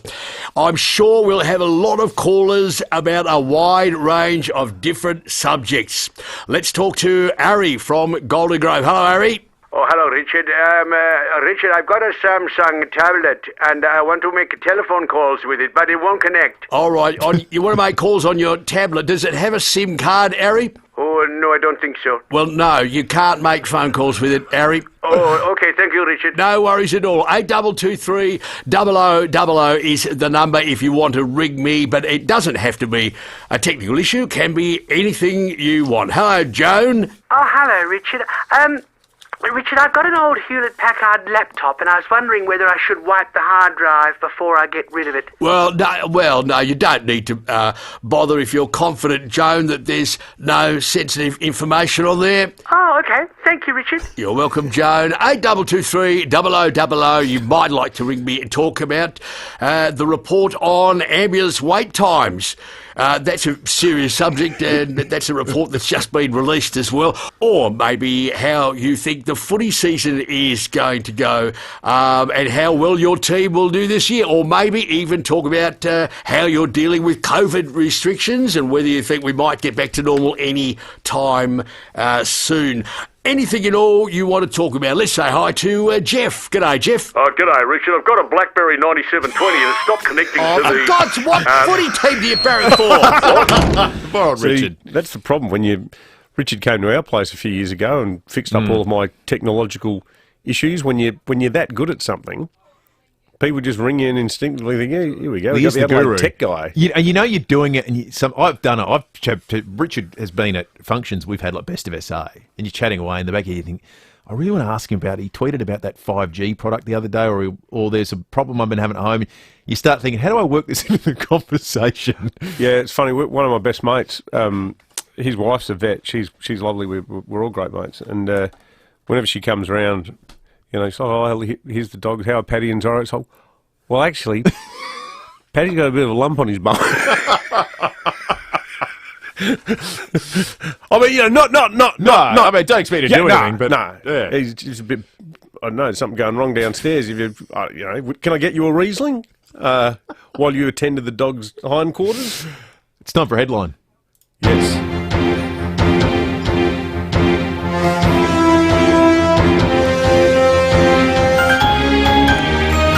We're not gonna take it. Port Lincoln Pub's message to Clive Palmer. What about those damn dads? Unbelievable. No conspiracy, Clive. Twisted Sister denounced them. They did. What's his name? D. Snyder? D. Snyder. The guy with the crazy perm? Yeah. 5AA News is on the way. Graham Goodings in the seat for Leon Biner today. And then after 6 o'clock tomorrow, another chance to win as we play Guess Hoolaroo for the penultimate time. There's just 2 more holidays to give away. We'll be doing it on 5AA Breakfast tomorrow.